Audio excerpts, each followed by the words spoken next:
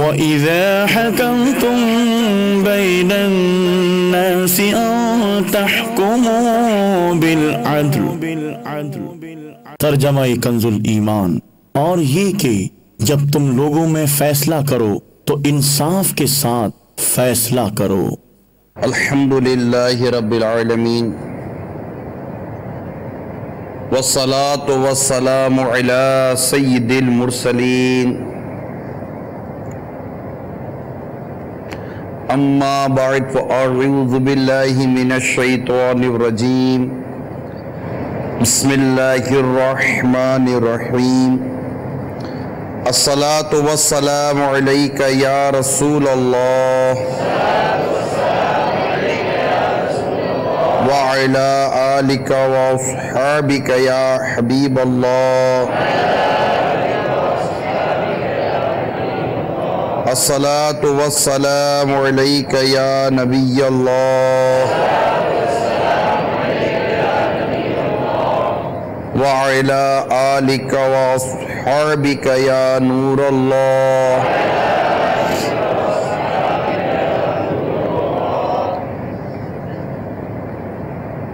نبی رحمت، شفیع امت صلی اللہ تعالی علیہ وآلہ وسلم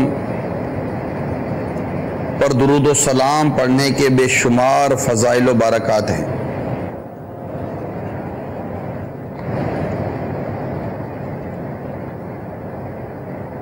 آقائے مدینہ، راحت قلب و سینہ، فیض گنجینہ، صاحب معطر پسینہ، باعث نزول سکینہ، صلی اللہ تعالی علیہ وآلہ وسلم کا فرمان برکت نشان ہے، جو مجھ پر ایک بار درود شریف پڑھتا ہے اللہ تعالیٰ اس کے لیے ایک قرات اجر لکھتا ہے،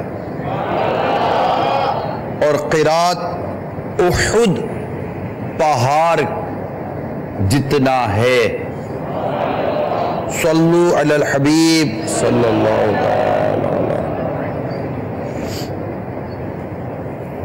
میٹھے میٹھے اور پیارے پیارے اسلامی بھائیوں، مسلمان کی نیت اس کے عمل سے بہتر ہے، اور اچھی نیت یہ انسان کو جنت میں داخل کروا دیتی ہے۔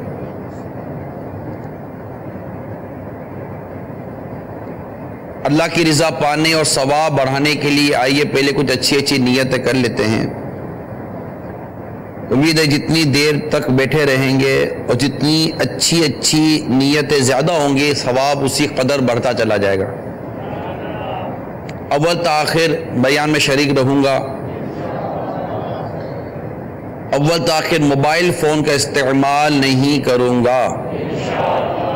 آپ بڑی مشکل سے وقت نکال کر بیان میں شریک ہوئے ہوں گے، کہیں ایسا نہ ہو کہ وقت بھی آپ نے خرچ کیا اور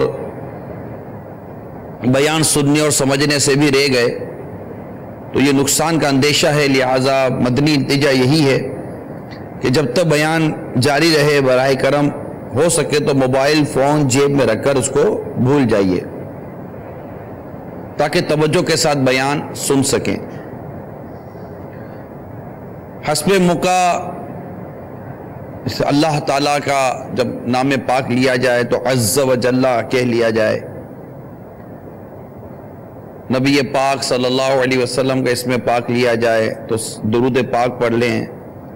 اسی طرح حسب موقع رضی اللہ تعالیٰ عنہ رحمت اللہ تعالیٰ علیہ کہنے کی نیت کر لیں، انشاءاللہ اس کا بھی ثواب ملے گا۔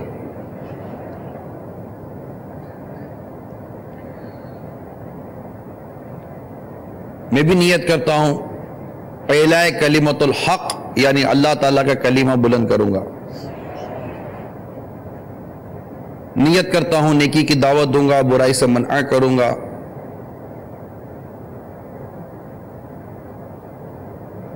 دعوت اسلامی کے جملہ مدنی کام بشمول مدنی قافلہ مدنی انعامات وغیرہ کی رغبت بھی دلاؤں گا۔ صلو علی الحبیب صلی اللہ تعالی علی محمد۔ امیر المومنین حضرت سیدنا فاروق اعظم رضی اللہ تعالی عنہ ایک مرتبہ شدید سرد اور تاریک رات میں ایک جگہ آگ کی روشنی آپ نے دیکھی، وہاں تشریف لے گئے. آپ کے ساتھ جلیل القدر صحابی حضرت سیدنا عبد الرحمن بن عوف رضی اللہ تعالی عنہ بھی تھے. آپ نے ایک عورت کو دیکھا کہ اس کے ساتھ 3 بچے ہیں اور بھوک سے تینوں کی حالت غیر ہے.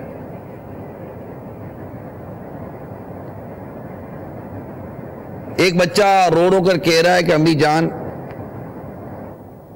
میرے آنسو پر رحم کرو، کچھ تو کھانے کو دو. دوسرا بچہ یہ کہہ رہا ہے کہ ماں شدت بھوک سے میری جان نکلی جا رہی ہے. تیسرا بچہ بھی بھوک کی وجہ سے رو رہا ہے.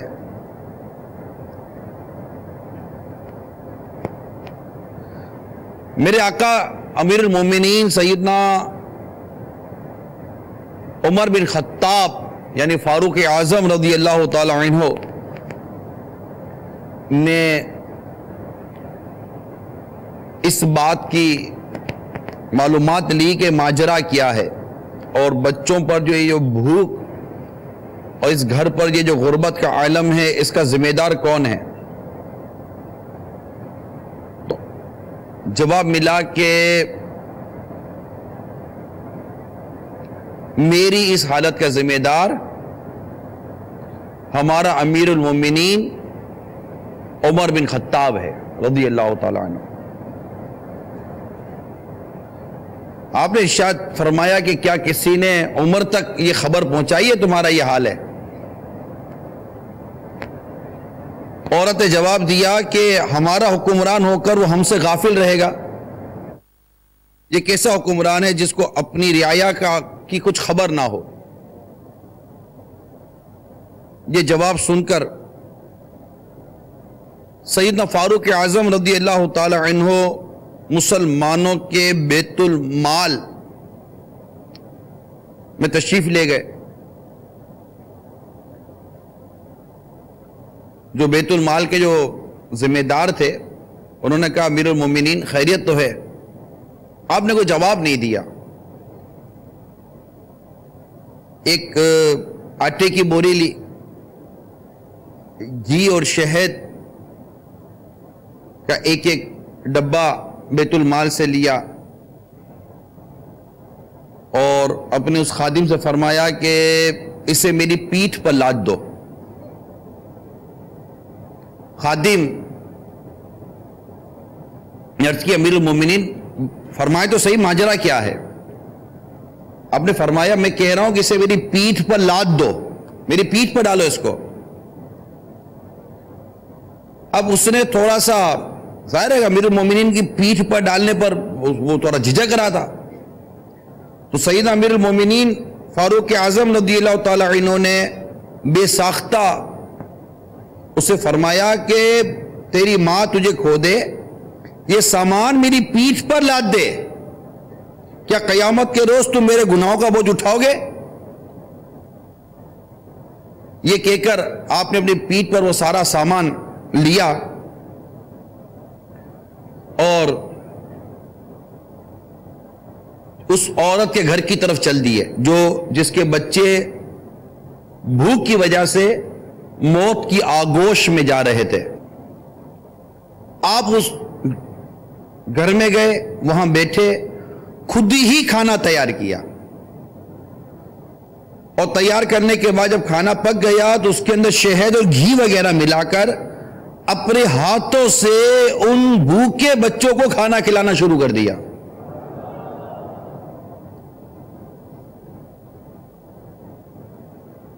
جب یہ ماجرا ماں نے دیکھا تو ماں پکار اٹھی کہ کاش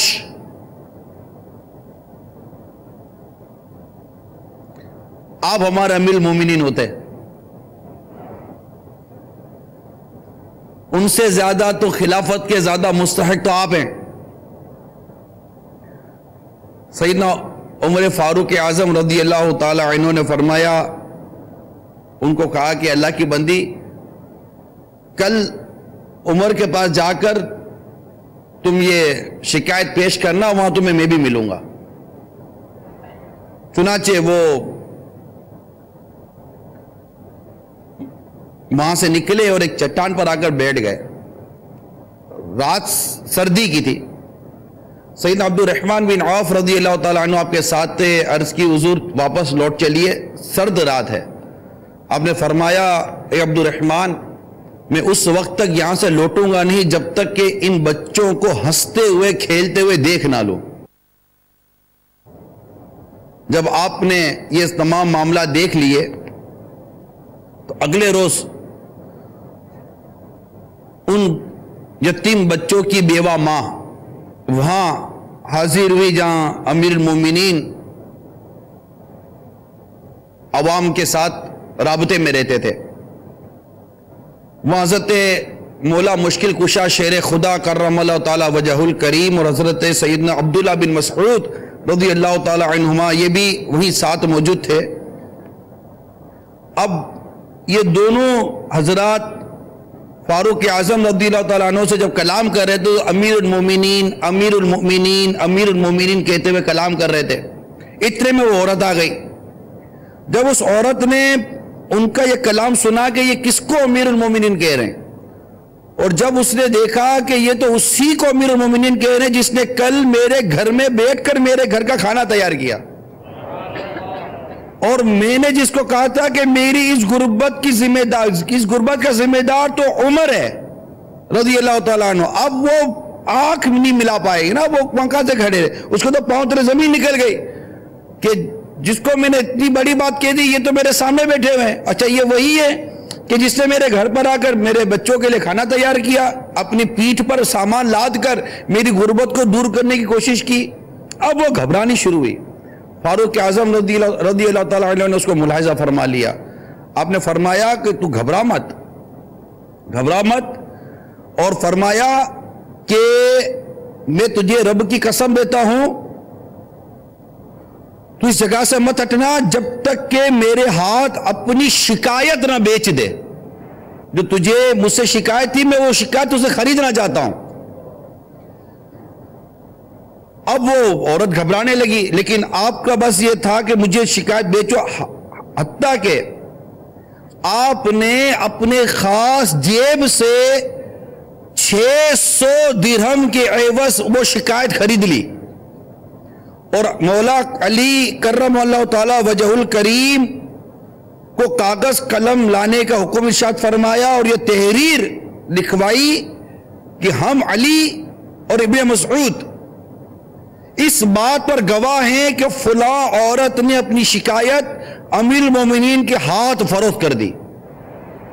پھر امیر المومنین سیدنا فاروق اعظم رضی اللہ تعالیٰ عنہ نے فرمایا، جب میری وفات ہو جائے، جب میں انتقال کر جاؤں تو اس سے میرے کفن میں رکھ دینا تاکہ میں اس کو لے کر اللہ تعالیٰ سے ملاقات کروں۔ میرے میٹھے میٹھے اور پیارے پیارے اسلامی بھائیوں، مدنی چینل کے ناظرین، ہمارا موضوع ہے ہمارے اسلاف کا انداز حکومت۔ یاد رکھیے، جو بھی پبلک سروسز والے کام ہیں، مملکت ہے، حکومت ہے، یا جو بھی اس طرح کے جو کام ہیں، اسپیشلی اگر ہم مملکت اور حکومت کی بات کریں، کیونکہ جو موضوع ہے میرا، یہ موضوع صرف حکومتی سربراہ یا حکومتی عہدیداران ہی کے لیے نہیں ہے، یعنی ہر وہ شخص جو رعایا رکھتا ہے، جو اپنے ساتھ ماتحت رکھتا ہے، میرا یہ بیان ہر اس شخص کے لیے، کیونکہ سرکار مدینہ صلی اللہ تعالیٰ علیہ وآلہ وسلم کے جو ارشادات ہیں وہ پہلے سن لیتے ہیں، ٹھیک ہے، تاکہ ہمارے موضوع کا دائرہ وسیع ہو جائے۔ کوئی یہ نہ کہے کہ یار یہ فلاں کو کہہ رہا ہے، کوئی یہ نہ کہ یہ فلاں کو کہہ رہا ہے، کوئی یہ نہ کہ فلاں کو کہہ رہا ہے، بلکہ اگر آپ نے ان حدیثوں کو سن لیا تو شاید ہو سکتا ہے کہ ہر شخص کہے کہ یہ مجھے کہہ رہا ہے، اور جب تک کہ یہ کانسیپٹ کلیئر نہیں ہوگا کہ یہ مجھے کہہ رہا ہے، اس وقت تک اس کے وہ فوائد ہم حاصل نہیں کر سکیں گے جو ہمیں فوائد حاصل کرنے ہیں۔ لہٰذا ہمارے آقا مکی مدنی مصطفیٰ صلی اللہ تعالیٰ علیہ وآلہ وسلم کا فرمان عظمت نشان ہے، تم سب نگران ہو، اور تم میں سے ہر ایک سے اس کے ماتحت افراد کے بارے میں پوچھا جائے گا. بادشاہ نگران ہے، اس سے اس کی رعایا کے بارے میں پوچھا جائے گا. آدمی اپنے اہل و عیال کا نگران ہے، اس سے اس کے اہل و عیال کے بارے میں پوچھا جائے گا. عورت اپنے خاوین کے گھر اور اولاد کی نگران ہے، اس سے ان کے بارے میں پوچھا جائے گا. یہ ایک کانسیپٹ کلیئر ہوا. اب دوسری طرف آئیے کہ پیارے آقا مکی مدنی، یہ بخاری شریف کی حدیث تھی جو میں نے آپ کو بیان کی. اب جو میں حدیث آپ کو سنانے جا رہا ہوں وہ بھی بخاری شریف کی ہے کہ ہمارے آقا صلی اللہ تعالیٰ علیہ وآلہ وسلم نے ارشاد فرمایا، یعنی جس شخص کو اللہ تعالیٰ نے کسی رعایا کا نگران بنایا پھر اس نے ان کی خیر خواہی کا خیال نہ رکھا، وہ جنت کی خوشبو نہیں پائیں گے، وہ جنت کی خوشبو نہیں پائے گا. ایک اور حدیث سنیے کہ میرے آقا مکی مدنی مصطفیٰ صلی اللہ تعالیٰ علیہ وسلم نے ارشاد فرمایا، یعنی جو شخص، اب مزید تھوڑا سا واضح ہو جائے گا اگر یہ حدیث توجہ سے آپ نے سنی، یعنی جو شخص 10 آدمیوں پر بھی نگران ہو. اب غور کرتے رہیے، کون افسر ہے، کون سپروائزر ہے، کون اس کے ماتحت، کون نیچے ہے. اب جب جس کے تحت پوری مملکت ہوتی ہے، پوری حکومت ہوتی ہے، تو اب اس کا دائرہ اور وسیع ہو جاتا ہے. اس کے نیچے آئے تو اور نیچے، اس کے نیچے آئے تو اور نیچے، اس کے نیچے تو اور نیچے، یہاں تک کہ گھر کے سربراہ تک کو لے لیا. گھر کے سربراہ میں مرد تو اپنی جگہ، عورت تک کو لے لیا کہ عورت بھی نگران ہے اپنے گھر اور اپنی اولاد کے حوالے سے، اس سے بھی پوچھا جائے گا. تو ہر کوئی اپنے پر لے. پھر دیکھیے کہ اسپیشلی جو مملکت کے جو انداز ہے، حکومت کے جو انداز ہے، جس کا دائرہ کار بڑا ہوتا ہے، لیکن پوچھ گچھ کے معاملے میں تو ہمیں سے ہر ایک کو ڈرنا چاہیے. سرکار صلی اللہ تعالیٰ علیہ وسلم نے ارشاد فرمایا، یعنی جو شخص 10 آدمیوں پر بھی نگران ہو، قیامت کے دن اسے اس طرح لایا جائے گا کہ اس کا ہاتھ اس کی گردن سے بندھا ہوا ہوگا. اس کا ہاتھ اس کی گردن سے بندھا ہوا ہوگا.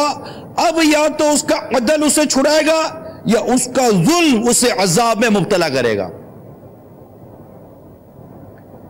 تو میں آپ کو ان روایتوں کے سامنے ہمارے اسلاف نے کس طرح حکومت کی، جیسے ابھی میں نے فاروق اعظم رضی اللہ تعالیٰ عنہ کا آپ کو میں نے ایک واقعہ بیان کیا، اور ظاہر اس میں خلفائے راشدین کو ہم نظر انداز کیسے کر سکتے ہیں کہ جو انداز حکومت اور جو احساس ذمہ داری جس کو کہے جائے. حقیقت تو یہ ہے کہ یہ بیان احساس ذمہ داری کو اگر اس کا نام دے دے تب بھی غلط نہیں ہے. ہمیں احساس ذمہ داری کا یہ بیان دیا جا رہا ہے کہ میں جہاں ہوں، جدھر ہوں، جس پوزیشن میں ہوں، اگر اس پوزیشن کے مطابق، میرے سٹیٹس کے مطابق، میری ڈیزگنیشن سے متعلق جو کچھ مجھے احساس ذمہ داری اختیار کرنا چاہیے، وہ احساس ذمہ داری آپ کو آج کے بیان میں امید ہے کہ سننے کو ملے گا. لیکن میں یہاں پر ہمارے بزرگوں کا، اکابرین کا، ہمارے اسلاف کا جو انداز حکومت تھی وہ بیان کرتا ہوں تاکہ مزید ہمارے اندر احساس ذمہ داری پیدا ہو. اور اس کے لیے میں انشاءاللہ چند واقعات دوں گا. واقعات دینے کی ایک وجہ یہ بھی ہوتی ہے کہ ہمارے بزرگوں نے لکھا ہے کہ گزرے ہوئے اولو العزم اور باہمت بزرگوں کے قصے بیان کرنا یہ اللہ تعالیٰ اور اس کے حبیب کی سنت ہے. اور قرآن میں بقصد واقعات بیان کیے گئے ہیں، حتیٰ کہ سورہ یوسف میں یہاں تک فرمایا کہ ان کے قصوں میں عبرت ہے سمجھداروں کے لیے. امام اعظم امام ابو حنیفہ رحمۃ اللہ تعالی علیہ فرماتے ہیں، علماء کرام کی حکایات اور ان کے محاسن، ان کی خوبیوں کا ذکر مجھے کثیر فقہ سے زیادہ محبوب ہے، اس لیے کہ ان کی حکایات میں قوم کے آداب اور اخلاق ہیں. تو آپ نے یہ ارشاد فرمایا. تو میں آپ کو انشاءاللہ تعالی بزرگوں کے چند واقعات بیان کروں گا. آپ یہ واقعات توجہ کے ساتھ بترتیب سنتے چلے جائیے اور ہر شخص اپنی کیفیت پر غور کرتا چلا جائے. آپ کو میں نے فاروق اعظم رضی اللہ تعالیٰ عنہ کا جو واقعہ بیان کیا، یقیناً خلیفہ اول حضرت سیدنا صدیق اکبر رضی اللہ تعالیٰ عنہ کو بھولا نہیں جا سکتا. ان کا ذکر کیے بغیر احساس ذمہ داری کا بیان پورا ہو ہی نہیں سکتا. اور یاد رکھیے میں نے سرکار صلی اللہ تعالیٰ علیہ وسلم کی یہ حدیثیں آپ کے سامنے بیان کی، اور قرآن پاک سورہ حج میں تو ہمارا رب تعالیٰ ہمیں واضح طور پر ارشاد فرماتا ہے وہ لوگ کہ اگر ہم انہیں زمین پر قابو دیں تو نماز برپا رکھیں اور زکوٰۃ دیں اور بھلائی کا حکم کریں اور برائی سے روکیں اور اللہ ہی کے لیے سب کاموں کا انجام ہے۔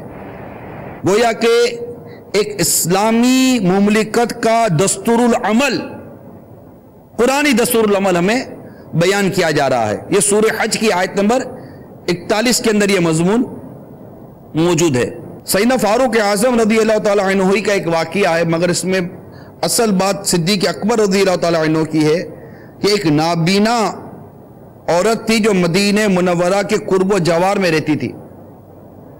رات کو ان کا پانی بھر دینا اور دوسرے تمام کام فاروق اعظم کر دیا کرتے تھے رضی اللہ تعالیٰ عنہ۔ اس کی پوری خبر گیری کرتے تھے۔ ایک روز جب آپ اس کے یہاں تشریف لے گئے تو اس کے روز مرہ کے تمام کام ہو چکے تھے۔ پھر دیکھتے تو روز کا معمول تھا کہ روز کو یہ آتا ہے اور کام نپٹا کر چلا جاتا۔ آپ کو بڑی حیرت ہوئی کہ یہ کون شخص ہے جو آتا ہے اور سارے کام کر کے چلا جاتا ہے۔ تو آپ ایک دن کہیں چپ کر بیٹھ گئے کہ میں دیکھوں کہ یہ ہے کون جو مجھ سے پہلے آتا ہے اور اس نابینا عورت کے گھر کے سارے کام کر دیتا ہے۔ آپ نے دیکھا تو وہ کوئی اور نہیں صدیق اکبر رضی اللہ تعالیٰ عنہ تھے، اور یہ وہ زمانہ تھا جب کہ آپ امیر المومنین خلیفۃ الرسول تھے، یعنی امیر المومنین تھے اور یہ کام کرتے تھے۔ دیکھ کر صدیق اکبر رضی اللہ تعالیٰ عنہ کو دیکھ کر فاروق اعظم رضی اللہ تعالیٰ عنہ نے فرمایا کہ اپنی جان کی قسم یہ آپ کے سوا اور کوئی نہیں ہو سکتا۔ یعنی یہ انداز صدیق اکبر رضی اللہ تعالیٰ عنہ کا ہم نے پڑھا ہے۔ اللہ تبارک و تعالیٰ کی ان پر رحمت ہو اور ان کے صدقے ہماری مغفرت ہو۔ تو یہ ہمارے اسلاف کا انداز حکومت تھا۔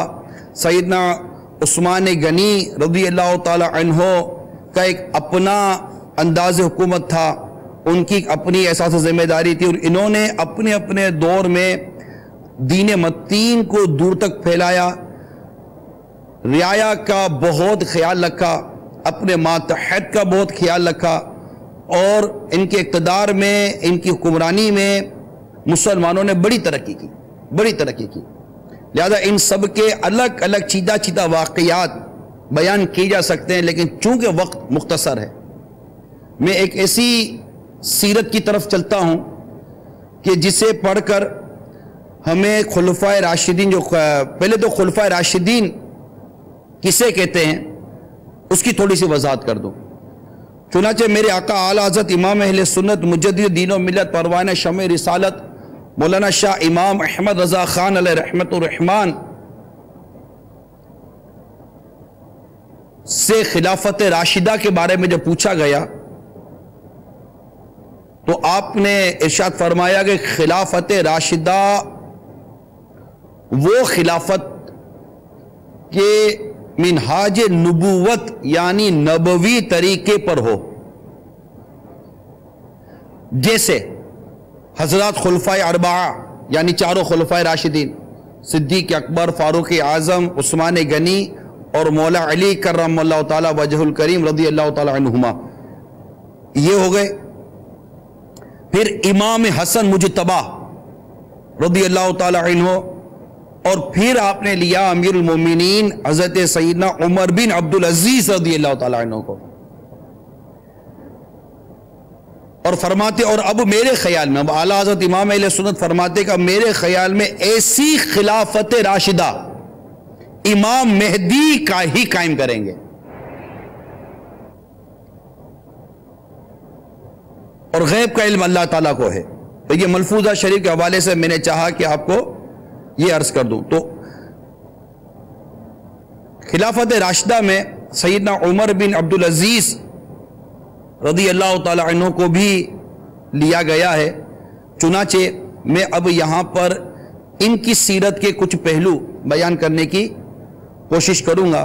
کیونکہ آپ کی سیرت پاک کے مطالعے سے پتہ چلتا ہے کہ آپ کی سیرت میں سرکار مدینہ صلی اللہ تعالی علیہ وسلم کی سنتیں اور چاروں خلفاء کی انداز طرز حکومت اور چاروں خلفاء کا انداز زندگی جدا جدا انداز سے آپ کی سیرت میں ملتا ہے.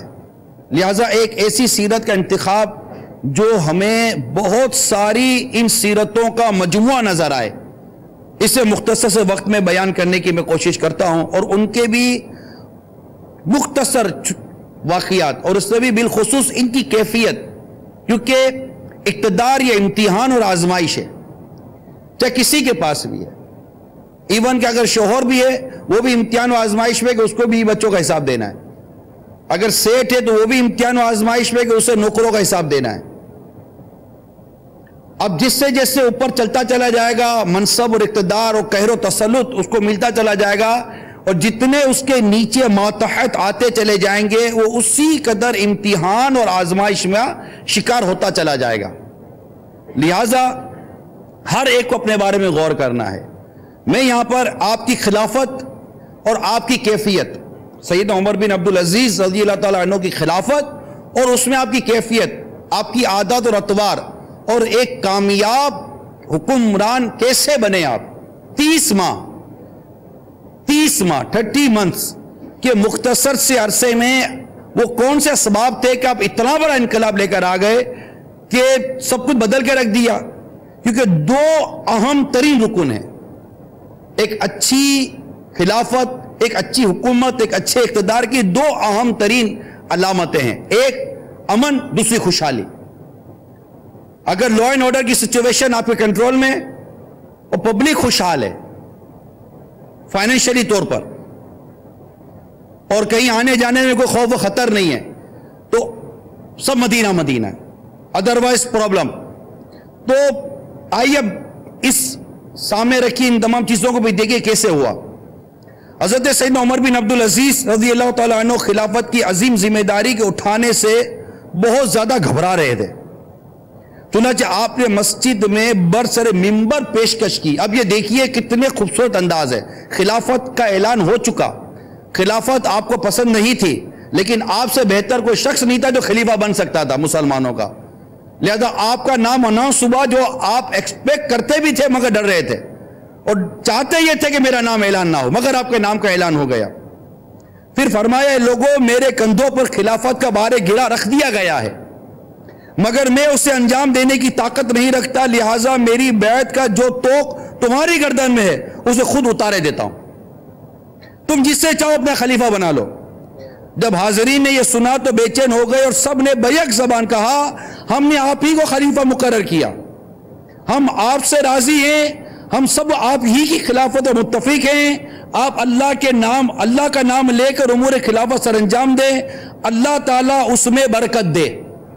جب حضرت سیدنا عمر بن عبدالعزیز رضی اللہ تعالیٰ عنہ نے لوگوں کی یہ عقیدت دیکھی تو آپ کو اس بات کا یقین ہو گیا کہ لوگ باخوشی میری خلافت قبول کرنے پر آمادہ ہیں. کتنا خوبصورت انداز ہے کہ یہ چھوڑ رہے ہیں اور کوئی ان کو چھوڑنے نہیں دے رہا.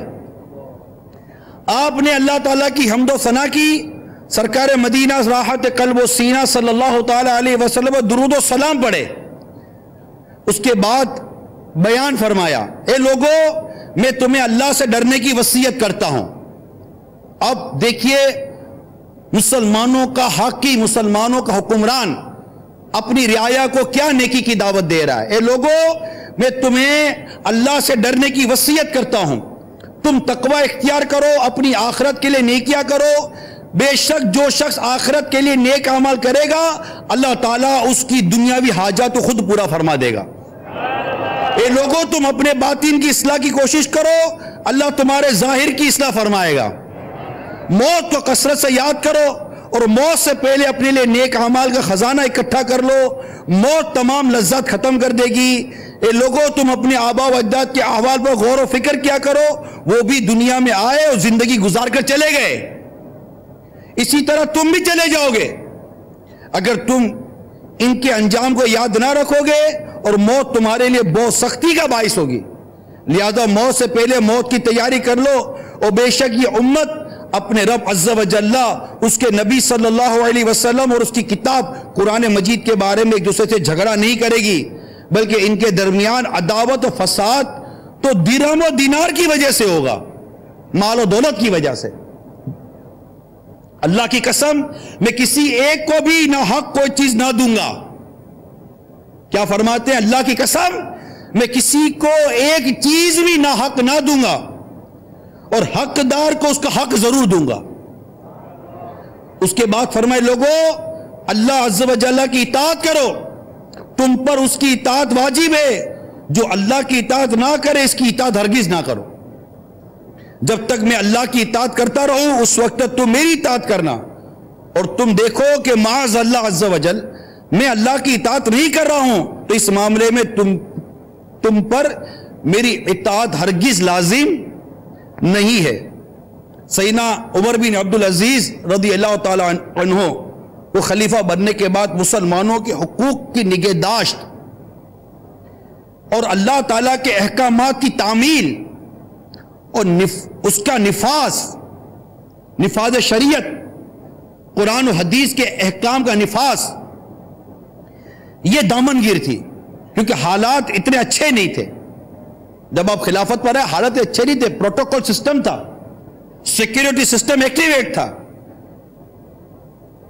بہت سارے پرابلمز تھے جس کی ڈیٹیل میں جاؤں گا تو مجھے بہت سارا اسلامک ہسٹری بیان کرنی پڑے گی اور میرا ٹاپک ہٹ جائے گا اور وقت اتنا نہیں ہے،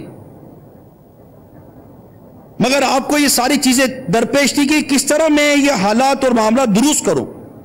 اکثر چہرے پر پریشانی کے آثار دکھائی دیتے۔ اپنی زوجہ محترمہ حضرت سیدتنا فاطمہ بنت عبد الملک کو حکم دیا کہ اپنے زیورات بیت المال میں جمع کرا دو ورنہ مجھ سے الگ ہو جاؤ۔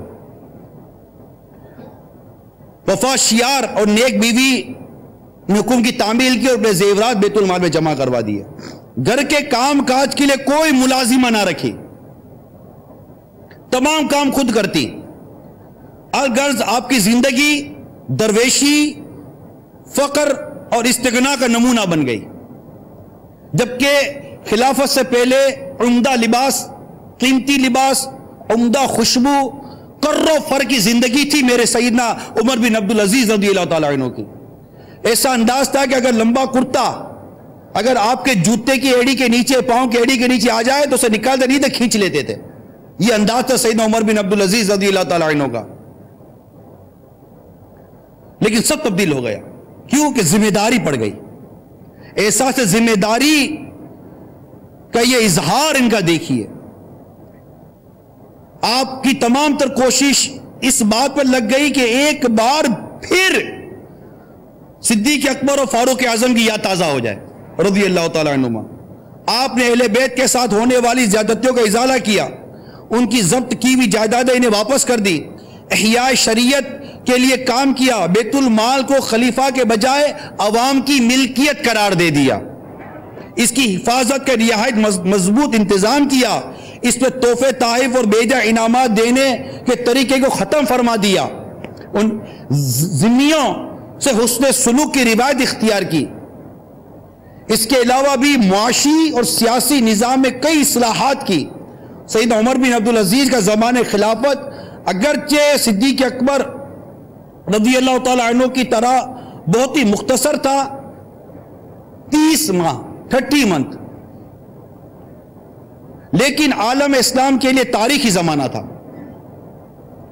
آپ سے پہلے مختلف حکمران اسلام کے دیے ہوئے نظام، مذہب اور اخلاق اور سیاست حکومت کو بہت زیادہ مکس اپ کر چکے تھے۔ آپ نے ان سب خرابیوں سے حکومت و معاشرے کو پاک کرنے کی کوشش کی، حکمرانوں کی امتیازی خصوصیات مٹانے کی پوری کوشش کی، امیر و غریب کے امتیازات، ظلم و ستم کے نشانات ختم کر کے اسلام کا نظام عدل دوبارہ قائم فرما دیا۔ سیدنا عمر بن عبدالعزیز رضی اللہ تعالیٰ عنہ کا سب سے بڑا کارنامہ یہ ہے کہ وہ خلافت اسلامیہ کو خلافت راشدہ کی طرز پر قائم کر کے عہد صدیقی اور فاروقی کی یاد تازہ کر گئے رضی اللہ تعالیٰ عنہما۔ تجدید و اصلاح کے اس کارنامے کی بدولت آپ کا زمانہ خلافت راشدہ میں شمار کیا جانے لگا، اور میرے آقا سیدنا عمر بن عبدالعزیز رضی اللہ تعالی عنہ کو اسلام کا سب سے پہلا مجدد قرار دیا گیا. اسلام کا سب سے پہلے مجدد سیدنا عمر بن عبدالعزیز رضی اللہ تعالی عنہ تھے. آپ کی کیفیت دیکھیے. ایک مرتبہ عمر بن عبدالعزیز رضی اللہ تعالیٰ عنہ کی زوجہ نے آپ سے عرض کی مجھے کوئی نصیحت فرمائیے. فرمایا تو سنیے، جب میں نے دیکھا کہ اس امت کے ہر سرخ و سفید کی ذمہ داری میرے کندھوں پر ڈال دی گئی ہے تو مجھے فوراً دور دراز کے شہروں اور زمین کے اطراف اور اکناف میں رہنے والے بھوک کے مارے ہوئے فقیروں، بے سہارا مسافروں، ستم رسیدہ لوگوں اور اس قسم کے دوسرے افراد کا خیال آ گیا، اور میرے دل میں یہ احساس پیدا ہوا کہ قیامت کے روز اللہ تبارک و تعالیٰ نے مجھ سے میری رعایا کے بارے میں باز پرس فرمائے گا تو اللہ تعالیٰ کے پیارے حبیب ان تمام لوگوں کے حق میں میرے خلاف بیان دیں گے. یہ سوچ کر میرے دل پر خوف طاری ہو گیا. اللہ تعالیٰ ان کے بارے میں میرا کوئی عذر قبول نہیں فرمائے گا اور میں اپنے آقا کے حضور کسی قسم کی صفائی پیش نہیں کر سکوں گا. یہ سوچ کر مجھے خود پر ترس آتا ہے. یہ سوچ کر مجھے خود پر ترس آتا ہے اور میری آنکھوں سے آنسو بہنے لگتے ہیں. اس حقیقت کو میں جتنا یاد کرتا ہوں میرا احساس اتنا ہی بڑھتا چلا جاتا ہے. پھر آپ نے اپنے بچوں کی امی سے مخاطب ہو کر فرمایا اب آپ کی مرضی ہے اس نصیحت کو حاصل کرے یا نہ کرے. ایک مرتبہ عمر بن عبدالعزیز رضی اللہ تعالی عنہ کی زوجہ محترمہ کا بیان ہے کہ ایک مرتبہ خلافت پر فائز ہوئے تو گھر آ کر مصلے پر بیٹھ کر رونے لگے، یہاں تک کہ آپ کی داڑھی مبارک آنسوں سے تر ہو گئی. میں نے عرض کی یا امیر المومنین آپ کیوں روتے ہیں؟ فرمایا میری گردن پر امت سرکار کا بوجھ ڈال دیا گیا ہے. جب میں بھوکے فقیروں، مریضوں، مظلوم قیدیوں، مسافروں، بوڑھوں، بچوں، عیال داروں، الغرض تمام دنیا کے مصیبت زدوں کی خبر گیری کے متعلق غور کرتا ہوں تو ڈرتا ہوں کہ کہیں ان کے متعلق اللہ تعالیٰ باز پرس فرمائے اور مجھ سے جواب نہ بن پڑے. بس یہ بھاری ذمہ داری اور فکر مجھے رلا رہی ہے. تو میرے میٹھے میٹھے اور پیارے پیارے اسلامی بھائیوں اور مدنی چینل کے ناظرین، یہ ہے احساس ذمہ داری. سب سے پہلے احساس ذمہ داری ہوتا ہے. سب سے پہلے یہ فیلنگز ہوتی ہیں کہ میں کھڑا کہاں ہوں. میں ایک اس بیان کے منچ پہ کھڑا ہوں، میرے سامنے ڈائس ہے، میرے سامنے آڈینس بیٹھی ہے، میرے سامنے دور دراز کے لوگ بیٹھے ہیں. اب یہ سارے تصورات میرے اندر ایک احساس ذمہ داری پیدا کروائیں گے کہ مجھے کیا بولنا ہے، مجھے کیا کرنا ہے، مجھے کیا ایڈریس کرنا ہے، مجھے کون سی بات پہنچانی ہے، کس طرح پہنچانی ہے، کن باتوں کا خیال رکھنا ہے، کن باتوں کا خیال نہیں رکھنا. مطلب بہت سارے فیکٹر سامنے آئیں گے کیونکہ جب مجھے احساس ذمہ داری ہوگا تب میں یہ سوچوں گا. ورنہ جو بھی بیٹھا ہو میری ذات پہ کیا فرق پڑتا ہے، مائک ہے، میں ہوں، شروع ہو جاؤ، مدنی چینل کی اسکرین ہے، لائیو جا رہا ہو، بول دو. نہیں، اگر احساس ذمہ داری ہے اور احساس ذمہ داری جھنجھوڑتا ہے تو آدمی سوچے گا مجھے کیا کرنا چاہیے. ہر شخص چاہے وہ امامت کے مصلی پہ کھڑا ہے، افتاء کے مسند پر بیٹھا ہے، عالم کے مسند پر بیٹھا ہے، اقتدار کی مسند پر بیٹھا ہے، سپروائزنگ کی مسند پر بیٹھا ہے، کسی بھی مسند پر بیٹھا ہے، اس کو یہ سوچنا ہے کہ میں جہاں ہوں میں جواب کیا دوں گا بارگاہ الہی عز و جل میں.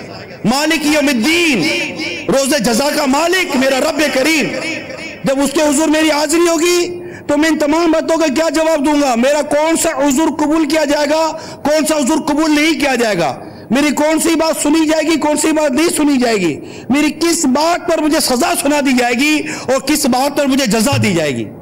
اس پر غور کرتا رہے تو اس کی طبیعت میں تبدیلی آئے گی، اس کے کام میں تبدیلی آئے گی، اس کے مزاج میں تبدیلی آئے گی. ارے اس کی نیند اڑ جائے گی، اس کی بھوک مر جائے گی، اس کا چین اڑ جائے گا.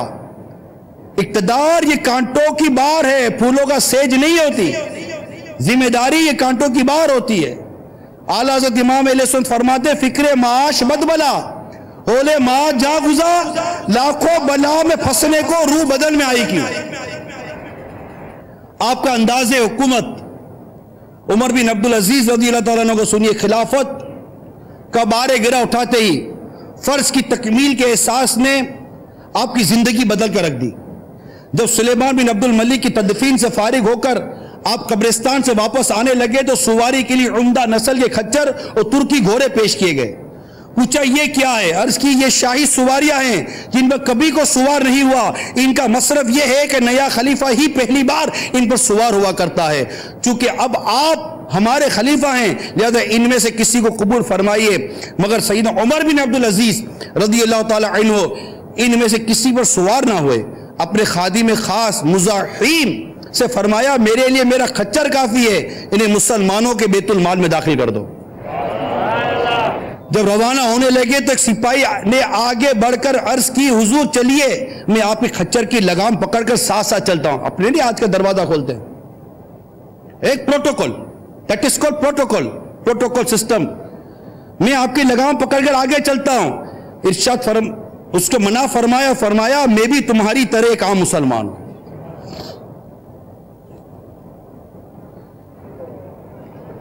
حارثین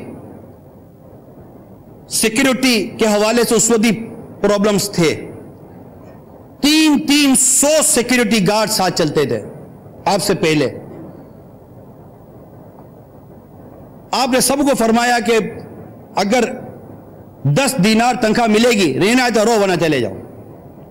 پھر آپ نے اپنے سیکیورٹی آفیسر کی طرف دیکھا کہ میرا سیکیورٹی آفیسر کون ہے جو میری حفاظت پر مامور کیا گیا ہے، یہ میرا آفیسر کون ہے؟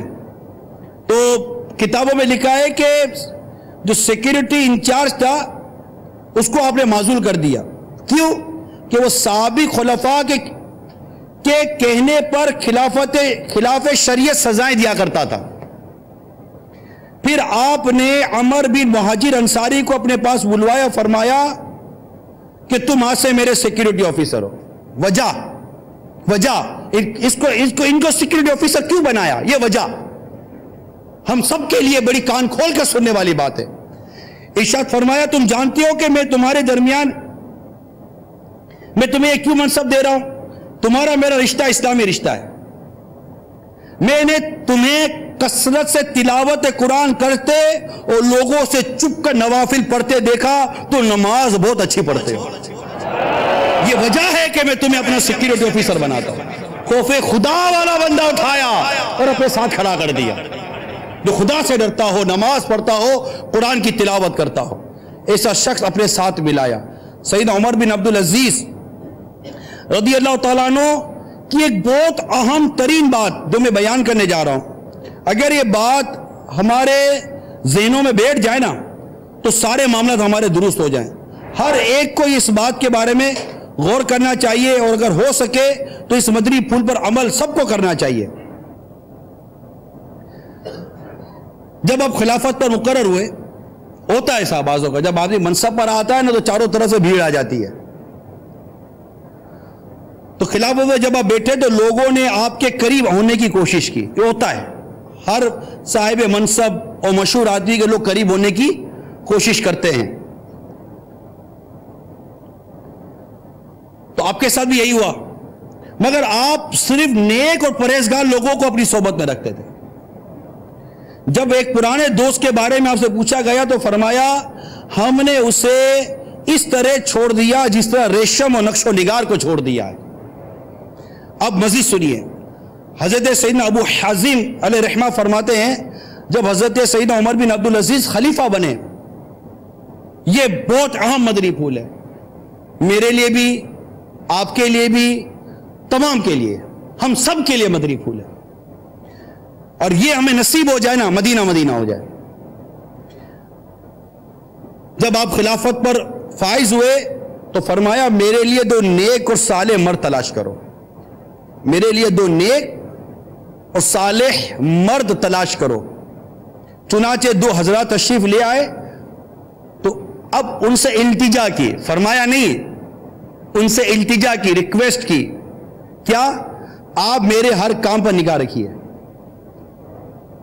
آپ میرے ہر کام پر نگاہ رکھیے، جب مجھے کوئی غلط کام کرتا دیکھے تو مجھے خبردار کر دیجئے گا اور رب تعالیٰ کی یاد دلا دیجئے گا۔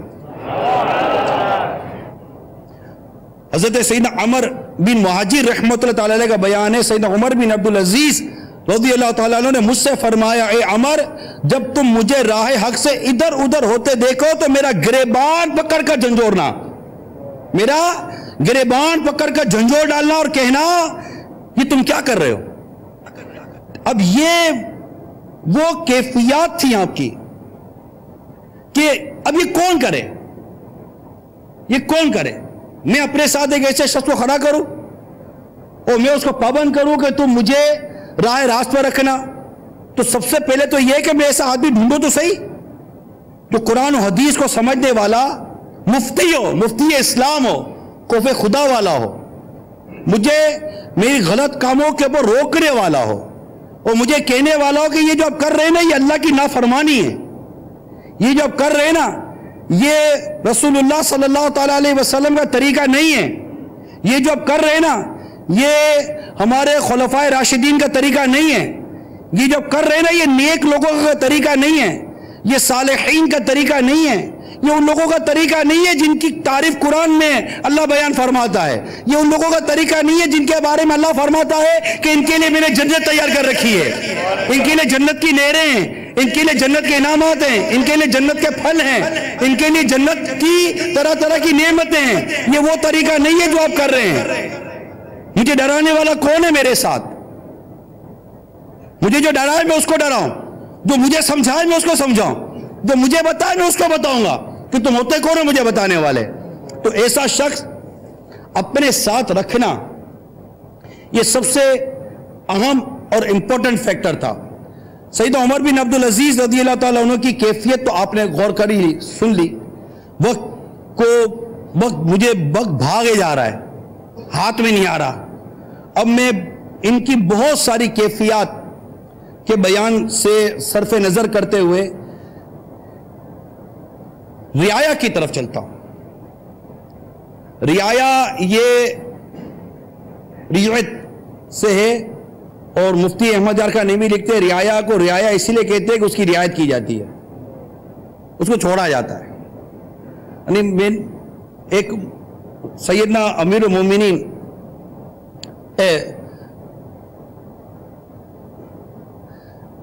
आपको जैसे मैंने उनके वाक़यात बयान किए खुलफाए राशिदीन वगैरह के, इसी तरह आपको हज़रत सैयदना अमीर मुआविया रज़ियल्लाहु ताला अन्हु का एक बड़ा ही दिलचस्प वाक़या बयान करता हूं और इसमें टिप्स है कि कामयाब अगर आप जिम्मेदार कामयाब ओहदेदार बनना चाहते हैं तो सैयदना अमीर मुआविया रज़ियल्लाहु ताला अन्हु से जब पूछा गया तो आपने क्या इरशाद फरमाया, ये मैं जब आपको बयान करता हूं।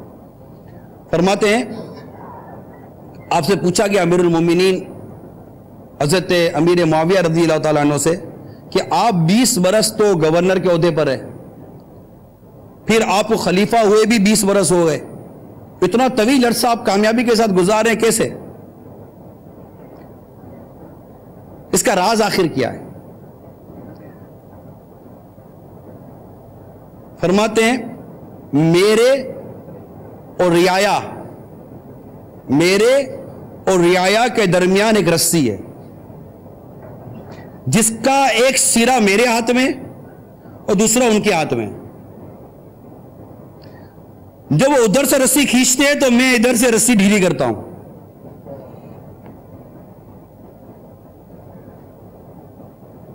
कि रस्सी टूट ना जाए।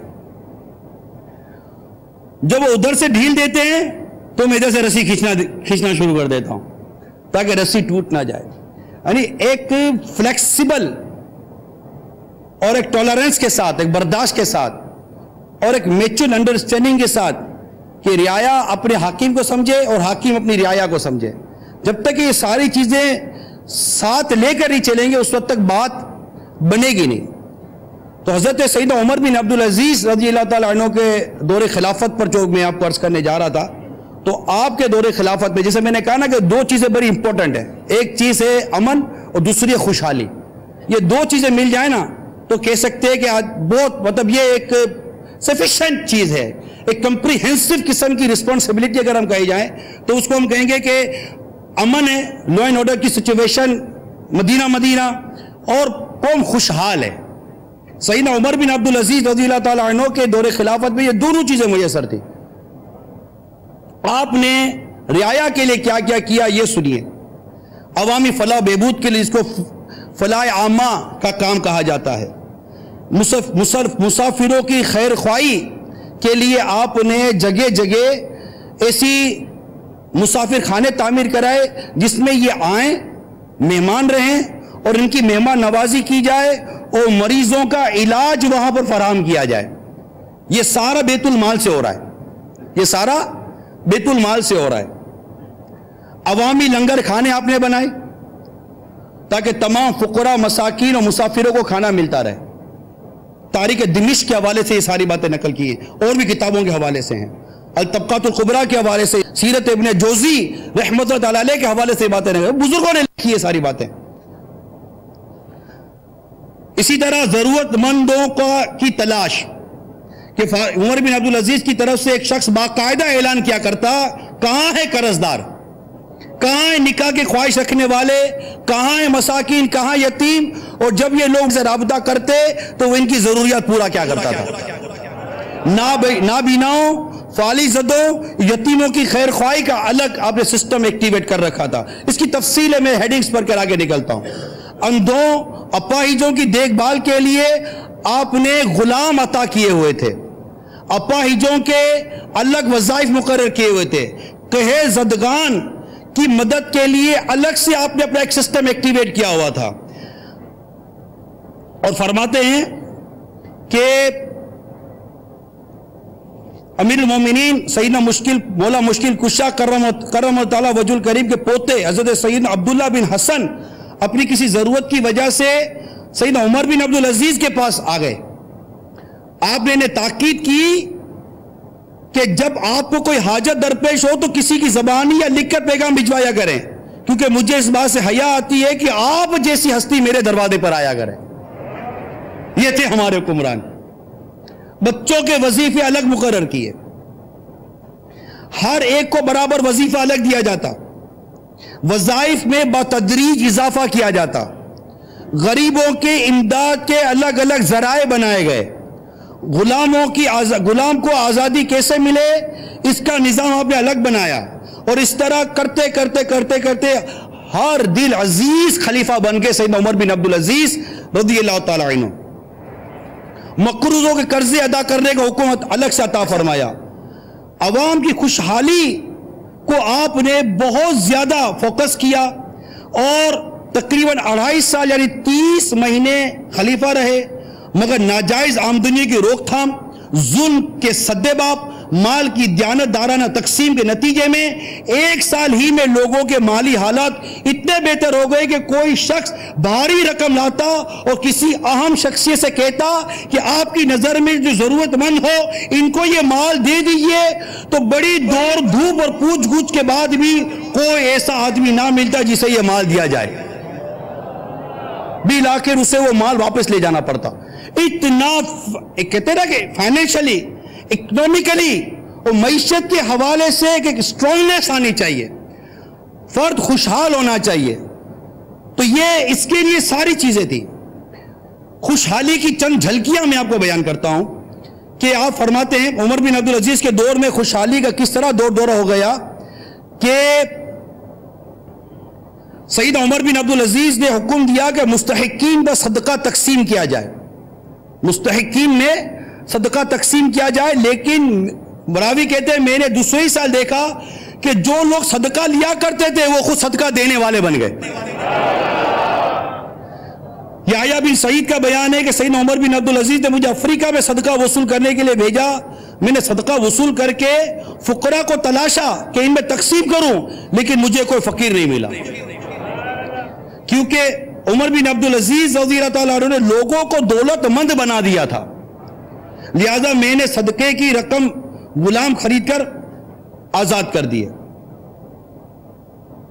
سیدنا عمر بن عبدالعزیز نے گورنر عبدالحمید بن عبد الرحمن کو لکھا کہ بیت المال، تو بڑی سننے کی بات ہے کہ بیت المال سے لوگوں کو وظائف ادا کر دو. انہوں نے لکھا میں نے وظائف دے دیے لیکن بیت المال میں ابھی بھی مال باقی ہے. تو آپ نے لکھا ہر اس مقروض کا قرض ادا کرو جس کا قرض کسی حماقت کی بنا پر نہ ہو. انہوں نے جواب دیا میں نے ایسوں کے قرضے بھی ادا کر دیے لیکن بیت المال میں مال باقی ہے. فرمایا ان کنواروں کو تلاش کرو جو مفلس ہو اور ان کی شادی کے لیے اخراجات نہ ہو. فرمایا میں نے ایسے لوگ ڈھونڈے ان کی شادیاں کروا دی مگر بیت المال میں مال باقی ہے. اتنی مطلب کہ فائنینشلی جب سلطنت اسٹرانگ ہو جائے، ادارہ اسٹرانگ ہو جائے تو پھر مدینہ مدینہ ہو جاتا ہے. اور آپ باقاعدہ گھوڑے پر سوار ہو کر، یہ بھی لکھا ہے کتابوں میں، آپ باقاعدہ گھوڑے پر سوار ہو کر شہر کے باہر تشریف لاتے. یہ انداز تھا، شہر کے باہر تشریف لاتے اور تشریف لانے کے بعد آپ آنے والوں سے پوچھتے کہ بتاؤ فلاں شہر میں عوام کی کیا حالت ہے.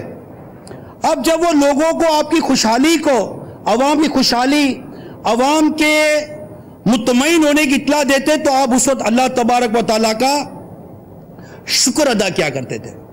تو میرے میٹھے میٹھے اور پیارے پیارے اسلامی بھائیوں اور مدنی چینل کے ناظرین، ظاہر ہے کہ یہ پوری کتاب ہے میرے پاس، خلافت راشدہ کے حالات زندگی کا مدنی گلدستہ. سیدنا عمر بن عبدالعزیز رضی اللہ تعالیٰ عنہ کی سیرت کی 425 حکایات اس کے اندر ہے. یوں سمجھیے کہ ایک کامیاب حکمران بننے کے لیے، ایک کامیاب ذمہ دار بننے کے، جس کو میں نے شروع میں بیان کر دیا کہ یہ صرف کسی مملکت یا حکومت کے لیے نہیں ہے، کسی خاص ملک کے لیے نہیں ہے.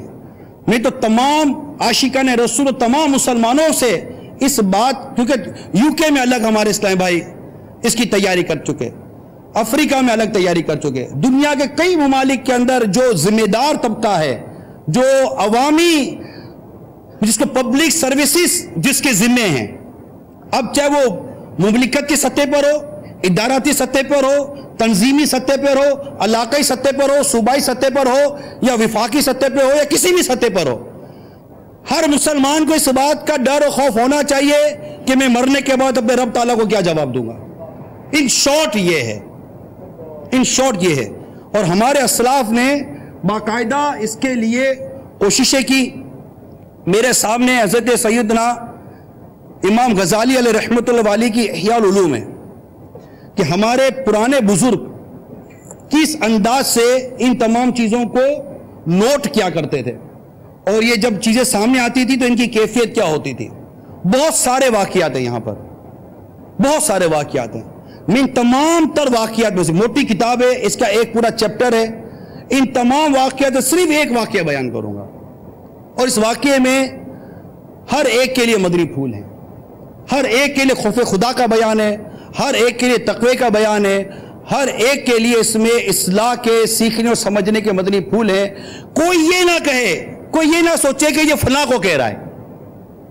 سب سے بڑی پرابلم ہماری یہ ہے، جب ہم کوئی بات کرتے ہیں کہتے ہیں یار یہ فلاں کو کہہ رہا ہے، آج فلاں کو بتا، ارے وہ بیٹھا ہوگا نہیں بیٹھا ہوگا، ارے وہ بیٹھا ہوگا نہیں بیٹھا، چھوڑو تم بیٹھے ہو. توجہ کے ساتھ آپ تو سنو، کیا آپ کو کوئی سرٹیفکیٹ ملا ہوا ہے کہ آپ جنتی ہو؟ کیا آپ کو سرٹیفکیٹ ملا ہوا ہے کہ آپ ایمان سلامت لے کے جائیں گے؟ کیا آپ کو سرٹیفکیٹ ملا ہوا ہے کہ آپ جہنم کی آگ میں نہیں جلائے جاؤ گے؟ کیا آپ کو سرٹیفکیٹ ملا ہوا ہے کہ آپ کی قبر میں آگ نہیں لگے گی؟ کیا آپ کو سرٹیفکیٹ ملا ہوا ہے کہ قیامت کے روز اللہ تعالیٰ آپ سے پوچھ گچھ نہیں فرمائے گا؟ جب مجھے پتہ ہی کچھ میرے بارے میں نہیں ہے، نہ مجھے میری ایمان کی سلامتی کا پتہ، نہ قبر کا پتہ، نہ حشر کا پتہ، نہ یہ پتہ کہ قیامت کے روز میرے لیے حکم کیا ہوتا ہے، جہنم میں جانے کا کہ جنت میں جانے کا، مجھے کیا پڑی ہے کسی اور کے بارے میں سننے کی؟ میں اپنے بارے میں سنوں کہ ایک روز مجھے میرے ناز اٹھانے والے، مجھے جانے یا نہ جانے، پہچانے نہ پہچانے، اقتدار ہو یا نہ ہو، ذمہ داری ہو یا نہ ہو، ایک دن مجھے قبر میں داب کر چلے جائیں گے. میں ہوں گا، قبر کا گھرا ہوگا، میں ہوں گا، میرے اعمال ہوں گے. اس پوائنٹ آف ویو کو سامنے رکھیے اور سنیے کہ حضرت سیدنا امام عبد الرحمن بن عمر اوزائی رحمت اللہ تعالیٰ علیہ کیا فرماتے ہیں کہ جب خلیفہ منصور نے آپ سے فرمایا کہ مجھے کوئی نصیحت کیجیے. اب اس وقت کے علماء، اکابرین علماء ربانیین، ان کا طرز زندگی اور خلفاء کا نصیحت قبول کرنے کا انداز دیکھیے. فرماتے خلیفہ مروی ہے کہ حضرت سیدنا مقبول دمشقی رحمت اللہ تعالیٰ علیہ صحابی رسول حضرت سیدنا عطیہ بن بشر مازنی رضی اللہ تعالیٰ عنہ سے روایت کرتے ہیں، اور اس واقعے کو امام غزالی نے اپنی کتاب احیاء العلوم میں نقل کیا. میں پورا واقعہ بھی بیان نہیں کروں گا. چند جگہوں سے بیان کروں گا تاکہ کم وقت میں اپنی بات پہنچانے میں کامیاب ہو سکوں اللہ کی رحمت سے۔ فرمایا میرے آقا صلی اللہ تعالی علیہ وسلم نے ارشاد فرمایا جس بندے کے پاس اللہ کی طرف سے اس کے دین کے سلسلے میں کوئی نصیحت آئے تو وہ اللہ کی طرف سے ایک نعمت ہے جو اس کی طرف لائی گئی ہے، اگر شکر کے ساتھ اسے قبول کر لے تو ٹھیک، ورنہ وہ اللہ کی طرف سے اس کے خلاف حجت بن جاتی ہے تاکہ وہ اس کے گناہ اور اللہ سے ناراضی میں زیادتی کا باعث ہو۔ لہذا نصیحت ہمارے طرف آ رہی ہے، ہم قبول کرنے والے بن جائیں۔ فرماتے ہیں خلیفہ مروی ہے کہ حضرت سیدنا مقبول دمشقی مختلف راویوں کا نام فرماتے ہیں کہ پیارے آقا صلی اللہ علیہ وسلم نے ارشاد فرمایا جو حاکم اس حال میں مرا کہ اپنی رعایا کے ساتھ دھوکہ کرنے والا ہو تو اللہ اس پر جنت حرام فرما دیتا ہے۔ ایک خلیفہ جو حق کو ناپسند کرتا ہے وہ گویا اللہ کو ناپسند کرتا ہے۔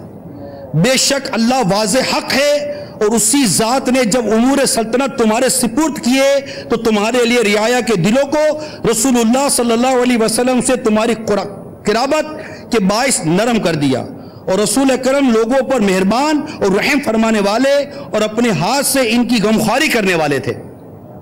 لوگ بھی آپ کی تعریف کرتے اور آپ کے نزدیک بھی آپ اللہ کے نزدیک بھی آپ محمود تھے، لہذا تمہیں بھی یہی لائق ہے کہ اللہ کی رضا کی خاطر رعایا کے حقوق بجا لاؤ، اللہ کی رضا کے لیے ان میں انصاف قائم کرنے والے اور ان کے عیوب کی پردہ پوشی کرنے والے ہو جاؤ، ان پر دروازے بند نہ کرو اور نہ ہی اپنے اور ان کے درمیان کوئی آر قائم کرو، ان کے پاس کوئی نعمت دے کر خوش ہو جاؤ اور اگر انہیں کوئی برائی پہنچے تو پریشان ہو جاؤ۔ ایک خلیفہ خلافت سے پہلے تم پر صرف اپنے نفس کی ذمہ داری تھی اور اب تمام رعایا کی ذمہ داری تم پر ہے، خواہ وہ کالے ہوں یا گورے، مسلمان ہو یا غیر مسلم، ہر ایک کا تمہارے انصاف میں حصہ ہے۔ تو اس وقت تمہاری کیا حالت ہوگی جب ان میں سے گروہ در گروہ اٹھ کھڑے ہوں گے اور ان میں سے ہر ایک تمہارے خلاف کسی مصیبت کے پہنچنے یا ظلم ڈھانے کی شکایت کرتا ہوگا۔ ایک خلیفہ سرکار صلی اللہ تعالی علیہ وسلم کے دستے مبارک میں ایک ٹہنی ہوا کرتی تھی جس سے آپ مسواک فرمایا کرتے اور اس سے منافقین کو ڈرایا کرتے۔ تو ایک مرتبہ سیدنا جبریل امین علیہ السلام آپ کی خدمت بابرکت میں حاضر ہو کر عرض کی آقا یہ ٹہنی کیسی ہے جس سے آپ کی امت کے دل ٹوٹ گئے اور رعب سے بھر گئے، تو پھر اس شخص کا کیا حال ہوگا جس نے لوگوں کے پردے چاک کیے، ان کے خون بہائے، ان کے گھروں کو ویران کیا، ان کے شہروں سے نکالا اور ان پر اپنا خوف مسلط کیا۔ ایک خلیفہ سرکار صلی اللہ تعالی وسلم کی طرف سے غیر ارادی طور پر ایک اعرابی کو خراش پہنچی تو حضرت سیدنا جبریل امین نے بارگاہ رسالت میں حاضر ہو کر عرض کی آقا بے شک اللہ نے آپ کو جبار و متکبر بنا کر نہیں بھیجا۔ تو آپ نے اعرابی کو بلایا اور اسے فرمایا مجھ سے قصاص لو۔ اعرابی نے عرض کی آپ پر میرے ماں باپ قربان، میں معافی چاہتا ہوں، میں ایسا کبھی نہیں کر سکتا اگرچہ آپ میری جان لے لیں۔ یہ سن کر آپ نے اس کے لیے دعائے خیر فرمائی۔ ایک خلیفہ مجھے خبر پہنچی ہے کہ خلیفہ دوم سیدنا عمر فاروق اعظم رضی اللہ تعالی عنہ نے فرمایا اگر دریائے فرات کے کنارے کوئی بکری کا بچہ بھی بھوکا پیاسا مر گیا تو مجھے خوف ہے کہ اس کے بارے میں مجھ سے پوچھا جائے گا، تو جو تمہاری رعایا میں سے ہوتے ہوئے تمہارے عدل و انصاف سے محروم رہا اس کے بارے میں تم سے کیوں کر پوچھ گچھ نہ ہوگی۔ ایک خلیفہ تم ایسی آزمائش میں ڈالے گئے ہو کہ اگر آسمان زمین اور پہاڑوں پر ڈالی جاتی تو اسے اٹھانے سے انکار کر دیتے اور اس سے ڈرتے۔ ایک خلیفہ دوم امیر المومنین فاروق اعظم رضی اللہ تعالیٰ عنہ نے انصار میں سے ایک شخص کو صدقے پر عامل مقرر فرمایا کہ صدقہ وصول کرو۔ پھر کچھ دن بعد انہیں وہیں پر مقیم دیکھ کر ان سے پوچھا تمہیں اپنے کام کی طرف نکلنے سے کس چیز نے روکا؟ وہ نہیں گئے وصول کرنے کے لیے۔ کیا تم نہیں جانتے کہ تمہارے لیے اللہ کی راہ میں جہاد کرنے والے شخص کی مثل اجر ہے؟ عرض کی ایسی بات نہیں ہے۔ فرمایا تو کیوں نہیں گئے؟ عرض کی مجھے خبر پہنچی ہے کہ رسول اکرم صلی اللہ تعالی علیہ وسلم نے ارشاد فرمایا جو شخص لوگوں کے معاملات میں سے کسی معاملے پر والی بنا، کسی معاملے پر، اب بڑی سطح کے حکومتی اقتدار سے نکل کے نیچے آئی ہے، بالکل اپنی اپنی پوزیشن پر آئی ہے، جو شخص لوگوں کے معاملات میں سے کسی معاملے پر والی بنایا گیا تو قیامت کے دن اس حال میں لایا جائے گا کہ اس کا ہاتھ اس کی گردن کے ساتھ بندھا ہوا ہوگا اور اس سے اس کا عدل و انصافی کھول سکے گا. پھر اسے جہنم کے پل پر کھڑا کیا جائے گا. وہ پل اسے ایسا جھکا دے گا کہ اس کا ہر عضو اپنی جگہ سے ہل جائے گا. اس کے بعد اسے پہلی حالت پر لایا جائے گا تاکہ اسے حساب لیا جائے. اگر وہ نیک ہوا تو اپنی نیکی کے باعث نجات حاصل کر لے گا, اور اگر بد ہوا تو بدی کے باعث پل ٹوٹ جائے گا اور وہ جہنم میں 70 سال کی مضافت کی گہرائی میں جا گرے گا. فاروق اعظم رضی اللہ تعالیٰ عنہ نے اس سے پوچھا, تم نے یہ کس سے سنا ہے؟ یہ حدیث اس نے بیان کی, تم نے کس سے سنا ہے؟ اس نے عرض کی ابو ذر غفاری اور سلمان فارسی رضی اللہ تعالیٰ عنہ سے. آپ نے ان دونوں کو بلا کر ان سے اس بارے میں پوچھا تو انہوں نے عرض کی, جی ہاں, ہم نے یہ بات سرکار صلی اللہ تعالیٰ علیہ وسلم سے سنی ہے. آپ نے فرمایا, ہائے عمر.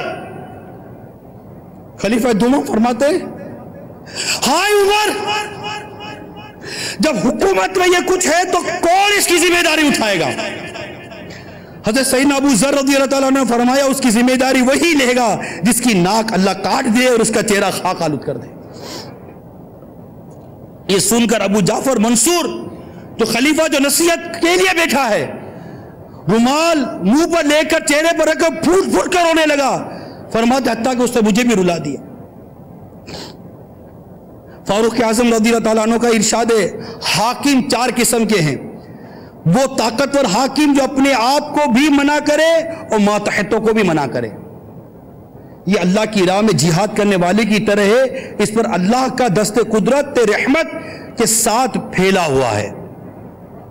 دوسرا, وہ کمزور حاکم جو خود کو تو منع کرے لیکن اس کی کمزوری کی وجہ سے اس کے ماتحت عیش و عشرت کی زندگی بسر کریں, یہ ہلاکت کے کنارے پر ہے. البتہ اگر اللہ اس پر رحم فرمائے تو بچ سکتا ہے. تیسرا, وہ حاکم جو اپنے ماتحتوں کو تو منع کرے لیکن خود عیش و عشرت کے ساتھ زندگی بسر کرے, یہ حطمہ یعنی رعایا کے ساتھ ظلم کرنے والا حاکم ہے, جس کے بارے میں حسن اخلاق کے پیکر صلی اللہ تعالیٰ علیہ وسلم نے فرمایا, بدترین حاکم حطمہ ہے, یعنی یہ اکیلا ہلاک ہوتا ہے. چوتھا, وہ حاکم جو خود بھی اور اس کی رعایا بھی عیش و عشرت کے ساتھ زندگی بسر کرے, یہ دونوں ہلاکت میں ہیں. فرمایا, اے خلیفہ, مجھے خبر پہنچی ہے کہ سیدنا جبریل امین علیہ السلام نے حضور اکرم صلی اللہ تعالی علیہ وسلم کی خدمت میں حاضر ہو کر عرض کی, میں آپ کے پاس ایسے وقت حاضر ہوا ہوں کہ اللہ تعالیٰ کے حکم سے آگ پھونکنے والی پھونکنیوں کو آگ پر رکھ دیا گیا ہے تاکہ قیامت کے لیے آگ بھڑکایا جائے.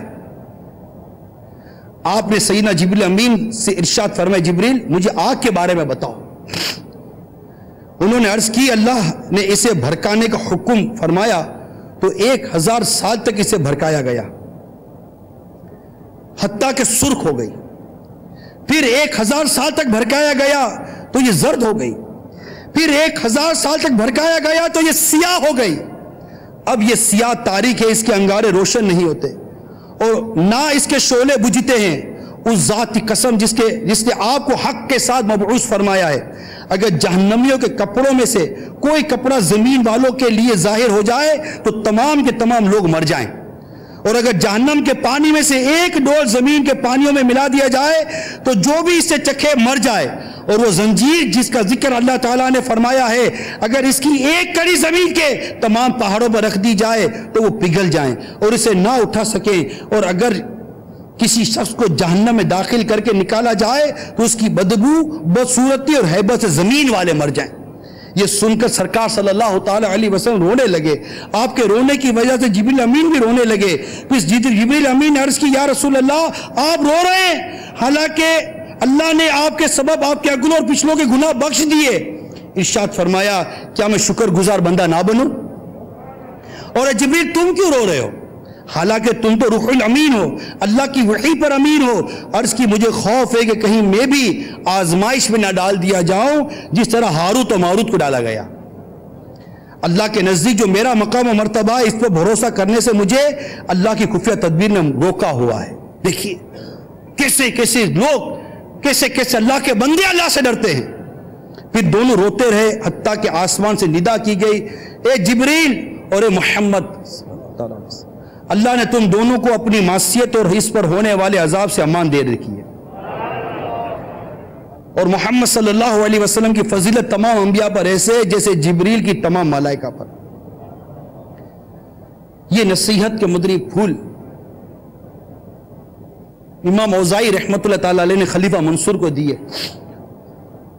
اس حکایت کے راوی، اور جب لوٹنے لگے تو اس حکایت کے راوی کہتے ہیں کہ خلیفہ ابو جعفر منصور نے انہیں کچھ مال دینے کا حکم دیا تاکہ سفر میں کام آ سکے، لیکن امام اوزائی نے قبول نہ کیا. فرمایا مجھے اس کی کچھ ضرورت نہیں، میں دنیاوی مال و متاع کے بدلے اپنی نصیحت کو فروخت نہیں کروں گا. آئے آئے کیسے لوگ تھے اے میرے میٹھے میٹھے اور پیارے پیارے اسلامی بھائیوں اور مدنی چینل کے ناظرین. کئی ایسے افعال ہیں کہ جن کی وجہ سے عام طور پر پریشانی اور مصیبت آدمی کو بھگتنی پڑتی ہے. میرے آقا صلی اللہ تعالی علیہ وسلم نے ارشاد فرمایا، اے لوگوں 5 باتوں سے بچنے کے لیے 5 باتوں سے بچو. جو قوم کم تولتی ہے اللہ تعالیٰ انہیں مہنگائی اور پھلوں کی کمی میں مبتلا کر دیتا ہے. نمبر 2، جو قوم بد عہدی یعنی وعدہ خلافی کرتی ہے اللہ تعالیٰ ان کے دشمنوں کو ان پر مسلط کر دیتا ہے. نمبر 3، جو قوم زکوٰۃ ادا نہیں کرتی اللہ تعالیٰ ان سے بارش کا پانی روک لیتا ہے، اور اگر چوپائے نہ ہوتے تو ان کو پانی کا قطرہ بھی نہ دیا جاتا. جس قوم میں فحاشی اور بے حیائی پھیل جاتی ہے اللہ تعالیٰ ان کو طاعون کے مرض میں مبتلا فرما دیتا ہے. جو قوم قرآن پاک کے بغیر فیصلہ کرتی ہے اللہ تعالیٰ ان کو زیادتی یعنی غلط فیصلے کا مزہ چکھاتا ہے اور انہیں ایک دوسرے کے ڈر میں مبتلا کر دیتا ہے. یعنی یہ یاد رکھیے کہ ہر برائی ہماری ذات تک محدود نہیں ہے. کئی برائیاں ایسی ہیں جن کے پھیلنے اور بڑھنے سے معاشرہ تباہ و برباد ہو جاتا ہے. لہذا ہم میں سے ہر ایک کی ذمہ داری ہے کہ ہم ان برائیوں کو ختم کرنے کی کوشش کریں. اگر شراب عام ہوگی تو معاشرہ برباد ہوگا، زنا اور بدکاری پھیلے گی تو معاشرہ برباد ہوگا، سود پھیلے گا تو معاشرہ برباد ہوگا، کرپشن پھیلے گا، رشوت پھیلے گی، معاشرہ برباد ہوگا. بہت سارے گناہ و برائیاں وہ ہیں کہ جو پھیلتی ہیں تو اس کا جو وبال ہے وہ ایک فرد پر نہیں ہے، پورے معاشرے پر، پوری سوسائٹی ایفیکٹ ہوتی ہے. لہذا ہر ایک کو چاہیے کہ وہ برائی کو اپنے جتنی اس کی طاقت ہے ختم کرے. ہر ایک کی طاقت کے برابر اس کو برائی ختم کرنے کی کوشش کرنی چاہیے. میرے آقا صلی اللہ تعالی علیہ وسلم کا فرمان با کرینہ ہے، قسم ہے اس کی جس کی ہاتھ میں میری جان ہے، یا تو تم اچھی بات کا حکم کرو گے اور بری بات سے منع کرو گے، یا اللہ تعالیٰ تم پر جلد اپنا عذاب بھیجے گا، پھر دعا کرو گے تمہاری دعا قبول نہ ہوگی. تو آج کا یہ بیان ختم کرتے ہوئے میں یہ آخر میں ضرور عرض کروں گا کہ ہر ایک کا کام ہے کہ وہ نیکی کی دعوت اور برائی سے منع کرنے کا سلسلہ شروع کر دے. اگر ہم یہ کام سنبھال لینا، نیکی کی دعوت دینا، برائی سے منع کرنا، ہر کوئی اپنے مقام منصب کے مطابق کام کرے. میں اپنے گھر میں کروں، جو محلے کا ذمہ دار ہے محلے میں کرے، جو صوبے کا ذمہ دار ہے صوبے میں کرے، جو ملک کا ذمہ دار ہے ملک میں کرے، جو بہت بڑی نیشن کو لے کر چلتا ہے وہ اس میں کرے. میں ایک تنظیمی ذمہ دار ہوں، میں تنظیم میں کروں، جو ملکی ذمہ دار ہے وہ ملک میں کرے. ہر کوئی اپنے دائرے میں کرے، کوئی کسی کے ٹانگ نہ ڈالے. اگر کوئی اپنے دائرے سے نکل کے کسی کے دائرے میں داخل ہوگا تو پرابلم کریٹ ہوگی. ہر ایک کی ایک باؤنڈری بنی، ہر کوئی اپنی باؤنڈری کے اندر کام کرے گا اور نیکی کی دعوت دے، برائی سے منع کرے. بد عہدی ختم کی جائے، ناپ تول میں زیادتی جو ظلم ہو رہا ہے ختم کیا جائے،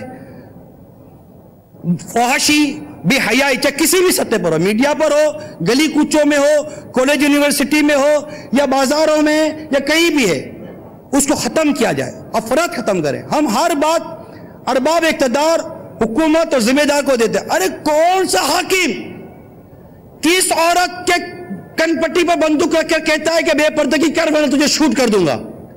یہ بے پردگی کرتی ہے تو اپنی مرضی سے کر رہی ہے. آپ اپنے کمرے کے اندر، گھر کے اندر بیٹھے ہیں، کس نے کہا تھا ریموٹ کنٹرول لے کر بے حیائی اور گندی فلمیں دیکھو؟ کون کس نے کہا تمہارا گھر دھماکے سے اڑا دوں گا اگر تم نے گندی فلم نہیں دیکھی تو معاشرہ گندا ہونے پر تبصرہ کرنے کے بجائے ہر کوئی اپنے ذہن کی گندگی کو دور کرے، اپنے ذہن کو غسل دیجئے، اپنی سوچوں کو پاک صاف کیجئے، انشاءاللہ معاشرہ پاک صاف ہو جائے گا۔ میرے پیارے باپا امیر اہل سنت بانی دعوت اسلامی نے مختلف مواقع پر مختصر اجتماعی طور پر دعوت اسلامی والوں کو اور ہر وہ شخص جو آپ کی بات سنتا سمجھتا ہے یا اس کو سن رہا ہوتا ہے، مختلف جگہوں پر مختلف مدنی پھول عطا فرمائے، جس کا تعلق ہمارے آج کے بیان سے بھی ہے۔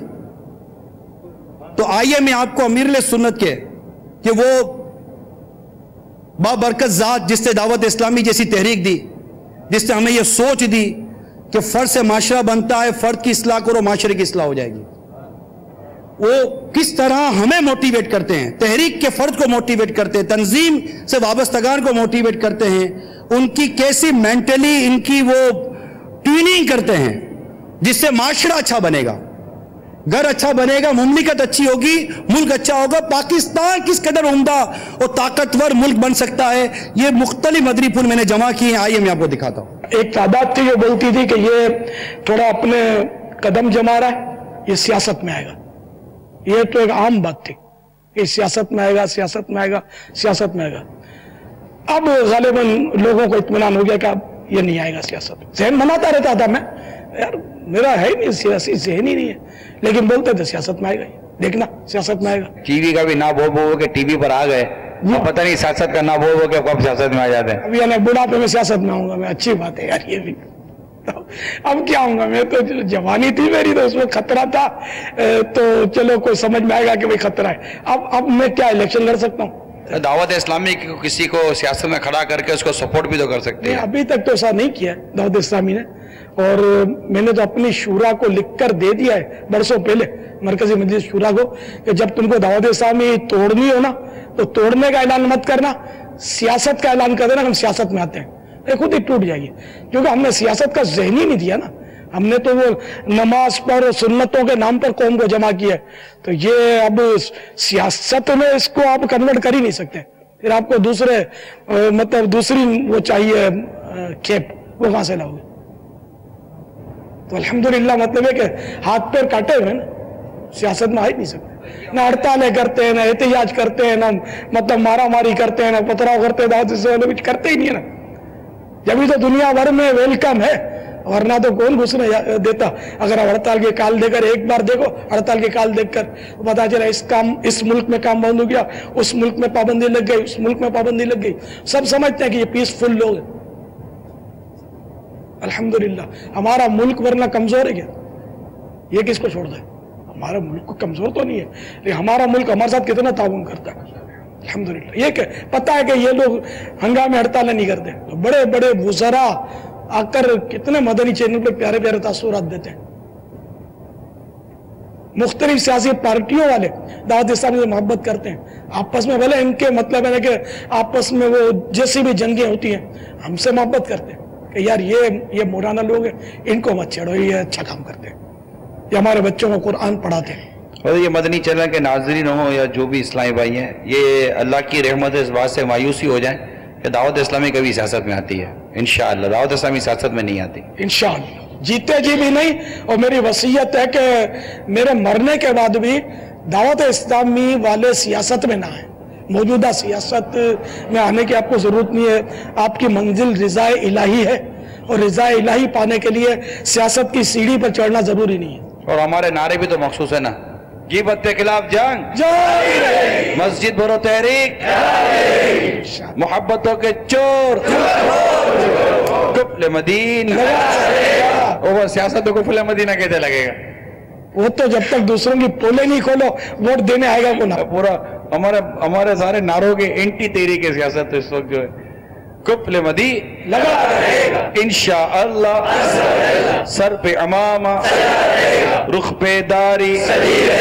سر پر زلفیں، اکثر نظریں، حیا سے نظریں، انشاءاللہ شیطان کے خلاف جنگ انشاءاللہ عز و جل. کسی نے کلشن کو اٹھایا، کسی نے مارا ماری توڑا پھوڑی، اس کی بس جلا، اس کی کار جلائی، اس کا مکان توڑا. اب ایسی صورت میں مسلمان کہاں ترقی کرے گا؟ پھر روتا ہے کہ مہنگائی بڑھ گئی. تو مہنگائی نہیں بڑھے گی تو کیا ہوا؟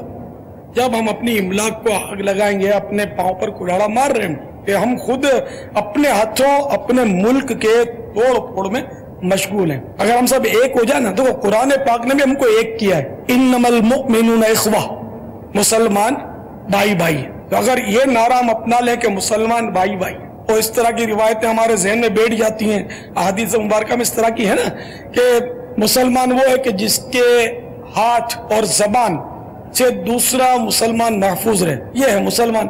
اب آج کے مسلمان سے نہ ہماری جان سلامت ہے، نہ ہماری عزت سلامت ہے، نہ ہمارا مال سلامت ہے. ہم کس طرح کی کیٹیگری کے مسلمان؟ کیا اللہ تبارک و تعالیٰ کا حکم کافی نہیں ہے کہ جس نے فرمایا اقیم الصلاۃ، نماز قائم کرو؟ کوئی ڈنڈا لے کر ہمارے پیچھے آئے گا تو ہم نماز پڑھیں گے. گورنمنٹ کیا یہ قانون پاس کرے گی تو ہم نماز پڑھیں گے. تو ہمارا احساس ذمہ داری ختم ہے. ٹیکس کی چوری کون کرتا ہے بھائی؟ کیا وزیر کرتا ہے؟ وزیر اعظم کرتا ہے؟ صدر کرتا ہے؟ کون کرتا ہے؟ ہم سبھی تو کرتے ہیں، جنرلی سارے ہی کرتے ہیں. اور اس طرح ہم اپنے ملک کو نقصان پہنچاتے ہیں. بجلی کی چوری کون کرتا ہے بھائی؟ MNA کرتے ہیں، MPA کرتے ہیں، کیا وزراء کرتے ہیں؟ عوام ہی تو کرتے ہیں. اسی طرح پانی کا بیجا استعمال یہ بھی عوام کر رہے ہیں. سود اور رشوت کا لین دین کیا صرف گورنمنٹ کرتی ہے؟ صرف وزیر کرتا ہے؟ صرف MNA کرتا ہے؟ MPA کرتا ہے؟ کون کرتا ہے؟ عوام ہی تو کر رہی ہے. خوب یعنی کہ رشوت انتظامیہ لیتی ہے یا سرکاری افسران جو لیتے ہیں وہ غلط ہی کر رہے ہیں. ان کی عادت کس نے خراب کی؟ دے کر ہم ہی لوگوں نے تو خراب کی.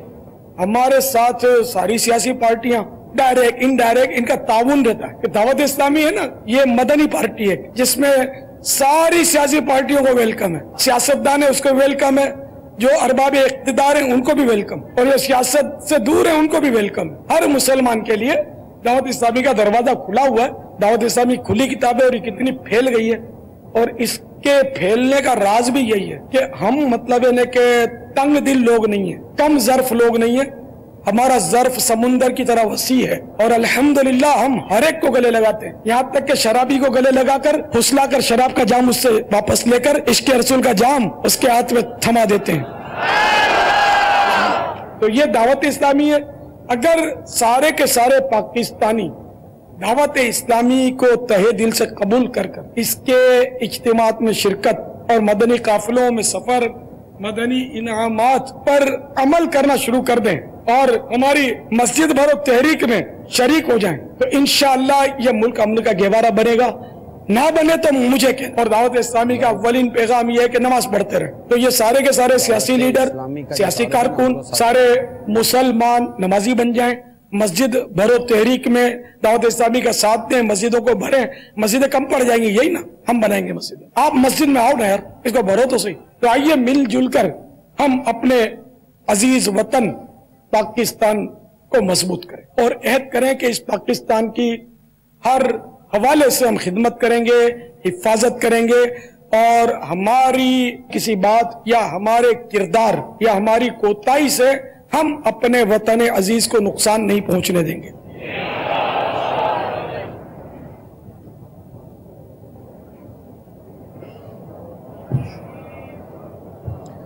صلو علی الحبیب صلی اللہ علیہ وسلم. یہ تھے ہمارے امیر اہل سنت.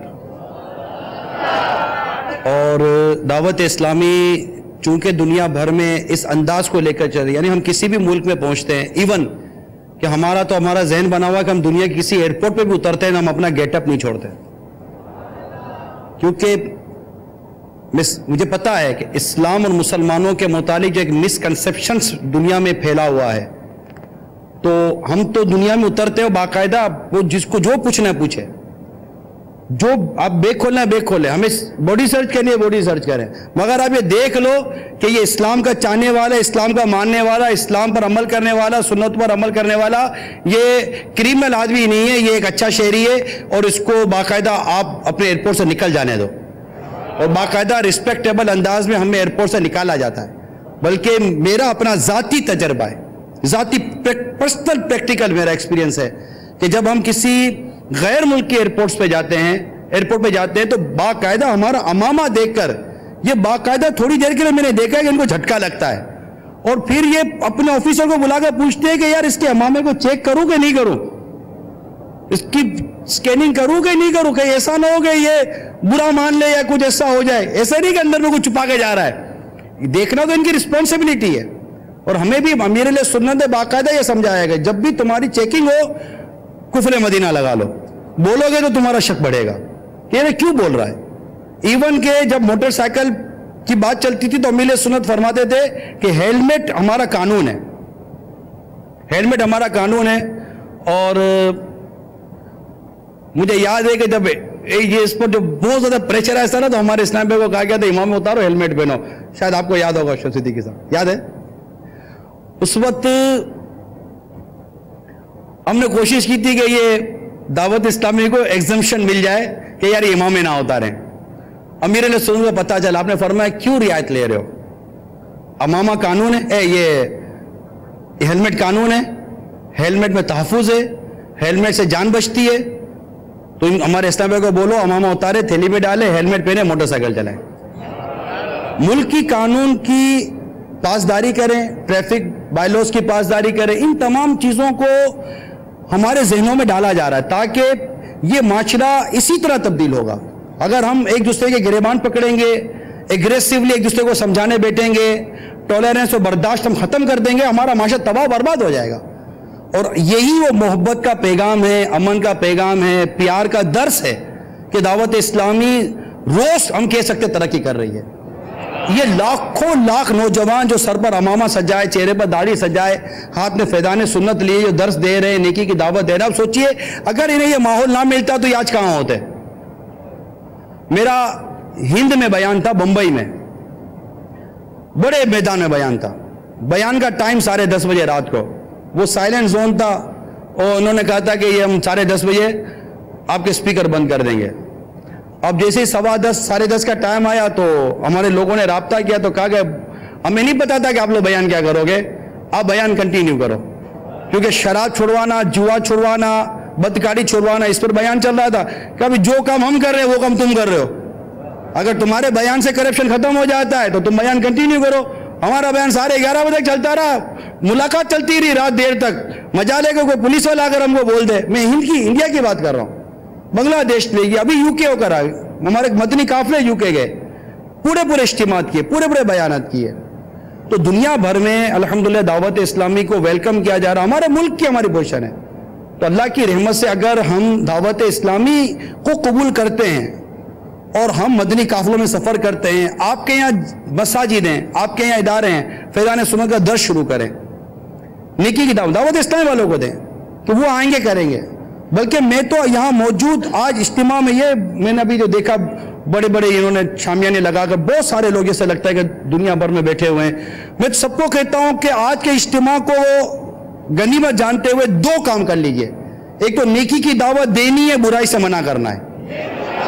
دوسرا اپنا قرآن درست کر لیجئے, اپنا قرآن درست کیجئے. کیسا ہی عہدہ, کیسی ذمہ داری ہے. فاروق اعظم رضی اللہ تعالیٰ عنہ جیسی ذمہ داری کس کے پاس آئے گی آقا کی امت میں, مگر امامت کر رہے ہیں. ہمارے کو تو نماز پڑھنے کی فرصت نہیں ہے نا. فاروق اعظم رضی اللہ تعالیٰ عنہ جیسا خلیفہ, عظیم الشان خلافت پر, مگر نماز نہیں, امامت. اور جب آپ پر حملہ ہوا تو اس وقت بھی آپ مسجد کے امام امامت کر رہے تھے, مصلی پر نماز پڑھا رہے تھے, تب آپ پر حملہ ہوا تھا. میرے آقا مولا مشکل کشا شیر خدا کرم اللہ تعالیٰ وجہ الکریم پر جب حملہ ہوا, اس وقت آپ فجر میں اٹھاتے ہوئے مسجد کی طرف جا رہے تھے, جسے ہم صدائے مدینہ کہتے ہیں. میرے آقا عثمان غنی رضی اللہ تعالیٰ عنہ جب امیر المومنین ہے, جب آپ پر قاتلانہ حملہ ہوا اس وقت آپ قرآن کی تلاوت کر رہے تھے. یہ سب کیا تھا؟ یہ نیکی, پرہیزگاری, تقوی عمل ہے. اور ساتھ ساتھ میں اسلامی بھائیوں کو عرض کروں، مجھے ایک واقعہ پرانا یاد ہے کہ بعض لوگوں نے اس وقت کے خلیفہ سے شکایت کی کہ تم ہمارے ساتھ وہ برتاؤ کیوں نہیں کرتے تو صدیق اکبر اور فاروق اعظم اپنی رعایا کے ساتھ کرتے تھے رضی اللہ تعالیٰ عنہما. بڑا خوبصورت جواب دیا کہ تم اس رعایا جیسے عمل کیوں نہیں کرتے ہو؟ تم ایسے عمل کر لو، حکمرانوں کے قلب اللہ کے دستے قدرت میں، تم اچھے عمل کر لو گے تو ہمارے دل تمہاری طرف ہو جائیں گے. تو ایک کاش کہ ہم اچھے عمل کرنے والے، خوف خدا والے ہو جائیں. دعوت اسلامی کیا کر رہی ہے اور دعوت اسلامی کس طرح آگے بڑھ رہی ہے؟ آئیے میں آپ کو اس کی تھوڑی سی جھلک دکھاتا ہوں. صلو علی الحبیب صلی اللہ علیہ وسلم. دعوت اسلامی تبلیغ قرآن و سنت کی عالمگیر غیر سیاسی تحریک جو الحمدللہ عز و جل بہت تیزی کے ساتھ ترقی کی منازل طے کر رہی ہے. دعوت اسلامی کو الحمدللہ نہ صرف پاکستان کے مختلف حکومتی شعبہ جات میں بلکہ دنیا کی مختلف ملکوں کی حکومتوں کی طرف سے سیٹسفیکٹری لیٹر ملے ہیں. It's دعوت اسلامی, it's a right to rectify the people, it's all over the world. ایک دم اٹھان لینا، یہ اللہ کا کرم ہی اس کو کہیں گے. آپ کے اخلاص اور جذبہ اصلاح امت کے نتیجے میں مسلمانوں کی ایک بہت بڑی تعداد آپ کے ساتھ ہے.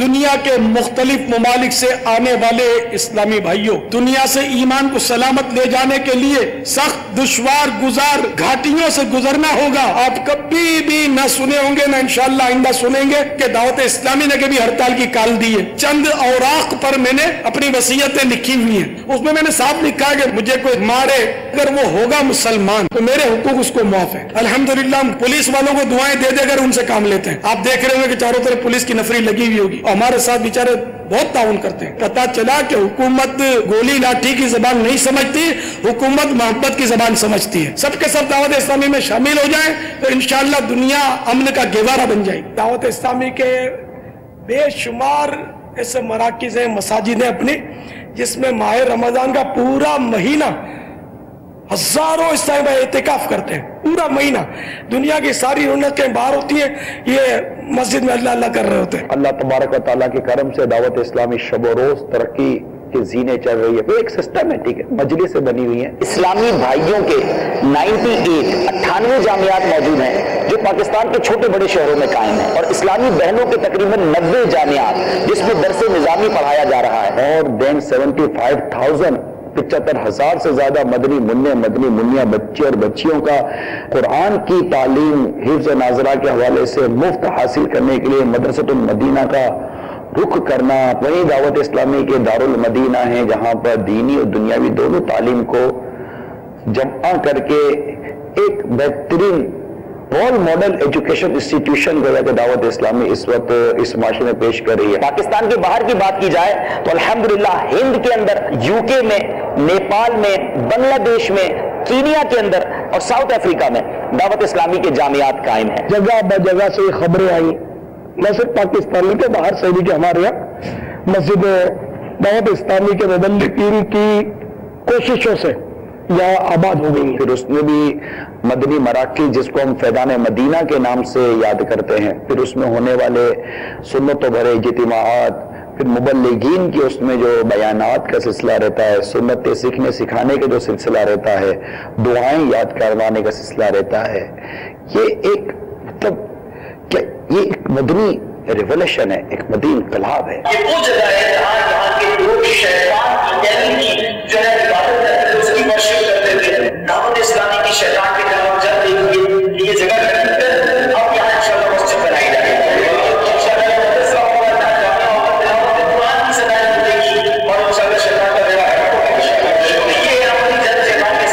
کسی ماحول نے ادنا کو اعلیٰ کر دیا دیکھو. میٹھے میٹھے صاحب اور مدنی چینل کے ناظرین، آپ کو فیضان مدنی کیوں دکھایا؟ یہ عالیشان مدنی مرکز پہلے سینما ہال تھا.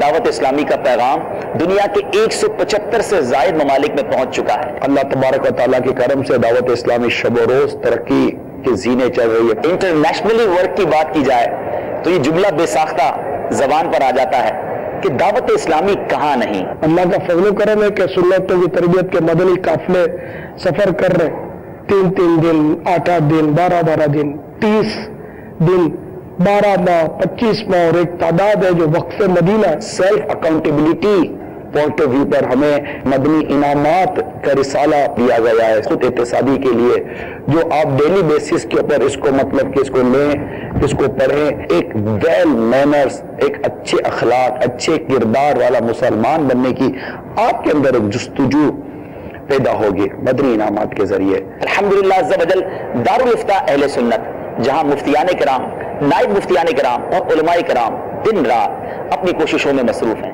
گونگے بہرے اور نابینا اور معذور اسلامی بھائیوں میں اگر جو کہ مدنی کام ہو، اسی طرح اسلامی بہنوں کے جو مدنی کام ہیں، ان کو حیا اور پردے کے متعلق درست طریقہ کار بیان کرنا، پھر ان کے رہائشی کورسز کروانا. مکتبۃ المدینہ دعوت اسلامی کا یہ اشاعتی ادارہ امیر اہل سنت اور المدینۃ العلمیہ کی کتب و رسائل شائع کر کے عاشقان رسول کی خدمت میں پیش کرنے کی سعادت حاصل کر رہا ہے. مجلس IT کے تحت کم و بیش 8 شعبہ جات کی ویب سائٹس کام کر رہی ہیں. مدرسۃ المدینہ آن لائن، آپ کو جان کر خوشی ہوگی کہ اس شعبے کے ذریعے سینکڑوں طالب علموں کو گھر بیٹھے فری آف کاسٹ قرآن پاک پڑھایا جا رہا ہے. مدنی چینل اس وقت مختلف سیٹلائٹس کے ذریعے تقریباً دنیا کے ممالک میں دکھایا جا رہا ہے، اور ویب سٹریمنگ کے ذریعے بھی اس کا سلسلہ ہے. Without women, without advertisement, without any music, اتنا بڑا مدنی چینل سلسلے دیکھ کر بھی بسا اوقات غیر مسلم مسلمان ہو جاتے ہیں. بہت بہت مبارک ہو، اللہ تعالیٰ استقامت بخشے. یہ ہمارے 9 مسلم اسلامی بھائی ہیں آج دعوت اسلامی کے ہفتہ وار اجتماع میں عالمی مدنی مرکز فیضان مدینہ میں انہوں نے اسلام قبول کیا ہے. المدینۃ العلمیہ کس طرح کتب اعلیٰ حضرت اور مشکل عربی کتب کا ترجمہ کر کے، تصحیح کر کے، تخریج کر کے علماء اور عوام کے لیے مہیا یہ شعبہ کیا کرتا ہے. ایک اور بڑا پیارا شعبہ جیل خانہ جا. دعوت اسلامی کی مجلس جیل کے اسلامی بھائی جیلوں کے اندر جا کر الحمدللہ عز و جل قیدیوں کی تربیت کرتے ہیں. مجلس تعویذات عطاریہ، دعوت اسلامی کا یہ شعبہ ہزاروں کی تعداد میں ہر مہینے تعویذات پیش کرتا ہے. استخارہ کیا جاتا ہے، ٹیلی فون پر استخارہ ہوتا ہے، آن لائن استخارہ ہوتا ہے، اور کئیوں کے مسائل حل کیے جاتے ہیں. ایک اور شعبہ مجلس سے علاج ہے. یہ ایک ایسی مجلس ہے جس میں ہزاروں دعوت اسلامی والوں کا الحمدللہ فری آف کاسٹ علاج کروایا جاتا ہے. ایک شعبہ لنگر رضویہ ہے. اعتکاف ہو، شب برات ہو، شب معراج ہو، 12ویں شریف ہو، اجتماع ذکر نات کے مواقع ہوں، آپ کی دعوت اسلامی ہزاروں ہزار اسلامی بھائیوں کو لنگر کھلایا کرتی ہے. پاکستان میں زلزلے کی آفت آئی، سیلاب کی تباہ کاریاں ہوں، دعوت اسلامی اس وقت بھی اپنے مسلمان بھائی بہنوں کے ساتھ شانہ بشانہ رہی، بلکہ کروڑاں کروڑ روپے کی اشیاء اور کروڑاں کروڑ روپے نقد رقوم مسلمانوں میں تقسیم کی گئی. دعوت اسلامی والے مزارات اولیاء پر جا کر دنیا بھر سے آنے والے زائرین کی تربیت کرتے ہیں. آپ کہیں گے کہ یہ کیا ہے؟ یہ ایک اسپریچول پاور ہے. یقیناً یہ فیضان امیر اہل سنت ہے. ہمارے گھر کے در و دیوار میں دعوت اسلامی کی صدائیں ہوں. اللہ عز و جل کی محبت آپ کی نس نس میں مجھے مارے گی، اور آپ پکے نمازی اور انشاءاللہ پرسکون مسلمان بن کر اس معاشرے میں ابھریں گے. خود پریکٹیکلی اس میں آئیں گے، آپ خود دیکھیں گے کہ بہت کچھ دعوت اسلامی ہے. اور آپ بھی انشاءاللہ یہ کہتے پھریں گے کہ مجھے اپنی اور ساری دنیا کے لوگوں کی اصلاح کی کوشش کرنی ہے میٹھے میٹھے اسلامی بھائیوں، اللہ کی رحمت ہے کہ ہمیں مدنی چینل جیسی نعمت نصیب ہوئی ہے جو گھر گھر ہمیں نیکی کی دعوت دے رہی ہے.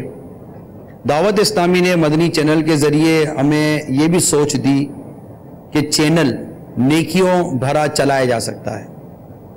بے پردگی سے، بے حیائی سے، اللہ کی نافرمانی سے بچ کر چینل چلایا جا سکتا ہے۔ لہٰذا ہمیں چاہیے کہ ہم اپنے گھر میں مدنی چینل شروع رکھیں، ہمارے بچوں کی تربیت بھی اس میں ہوگی، ہمارے گھر والوں کی تربیت بھی ہوگی۔ دعوت اسلامی کا ہفتہ وار اجتماع ہوتا ہے، اس میں بھی لازمی طور پر شرکت کیجئے، مدنی قافلوں میں اسلام آباد کا سفر کیجئے۔ تمام کے پاس اگر مدنی انعامات کے رسالے مل جائیں تو انشاءاللہ امید ہے کہ بہت فائدہ ہوگا، تاکہ ہماری اپنی اصلاح کا ذریعہ مدنی انعامات بنیں گے۔ اللہ تعالی ہم سب کو دعوت اسلامی کے مدنی ماحول میں استقامت عطا فرمائے، اور ہم سب کو مل کر ساری دنیا میں پیار، محبت، امن کو قائم کرنے کی اللہ توفیق عطا فرمائے۔ یہ ہوگا نیکی کی دعوت دینے اور برائی سے منع کرنے سے۔ جو دعوت اسلامی کے ایک اپنا تبلیغ دین کا، نیکی کی دعوت کا ایک اپنا انداز، الحمدللہ اہل سنت ہمیں کتاب دی ہے نیکی کی دعوت، اس میں بہت کچھ ہے۔ اگر اس کتاب سے درس دیا جائے، سنا جائے، اس کو عام کیا جائے، انشاءاللہ تعالی امید ہے کہ آپ خود دیکھیں گے ہمارے معاشرے میں کیسی تبدیلی آتی ہے۔ بہت ساری کتابیں مقتۃ المدینہ نے دی ہیں، اس کو برائے کرم لیجئے، ویب سائٹ کے ذریعے آپ فائدہ حاصل کر سکتے ہیں۔ تو یہ ایک مختصر سا اجتماع تھا جس میں ہم نے کوشش کی کہ ہم اس بات کو عام کریں کہ کس طرح ہمیں اپنی ذمہ داریاں ادا کرنی چاہیے۔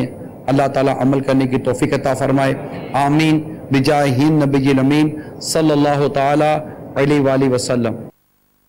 وَإِذَا حَكَمْتُمْ بَيْنَ النَّاسِ أَن تَحْكُمُوا بِالْعَدْلِ۔ ترجمہ کنز الایمان۔ اور یہ کہ جب تم لوگوں میں فیصلہ کرو تو انصاف کے ساتھ فیصلہ کرو۔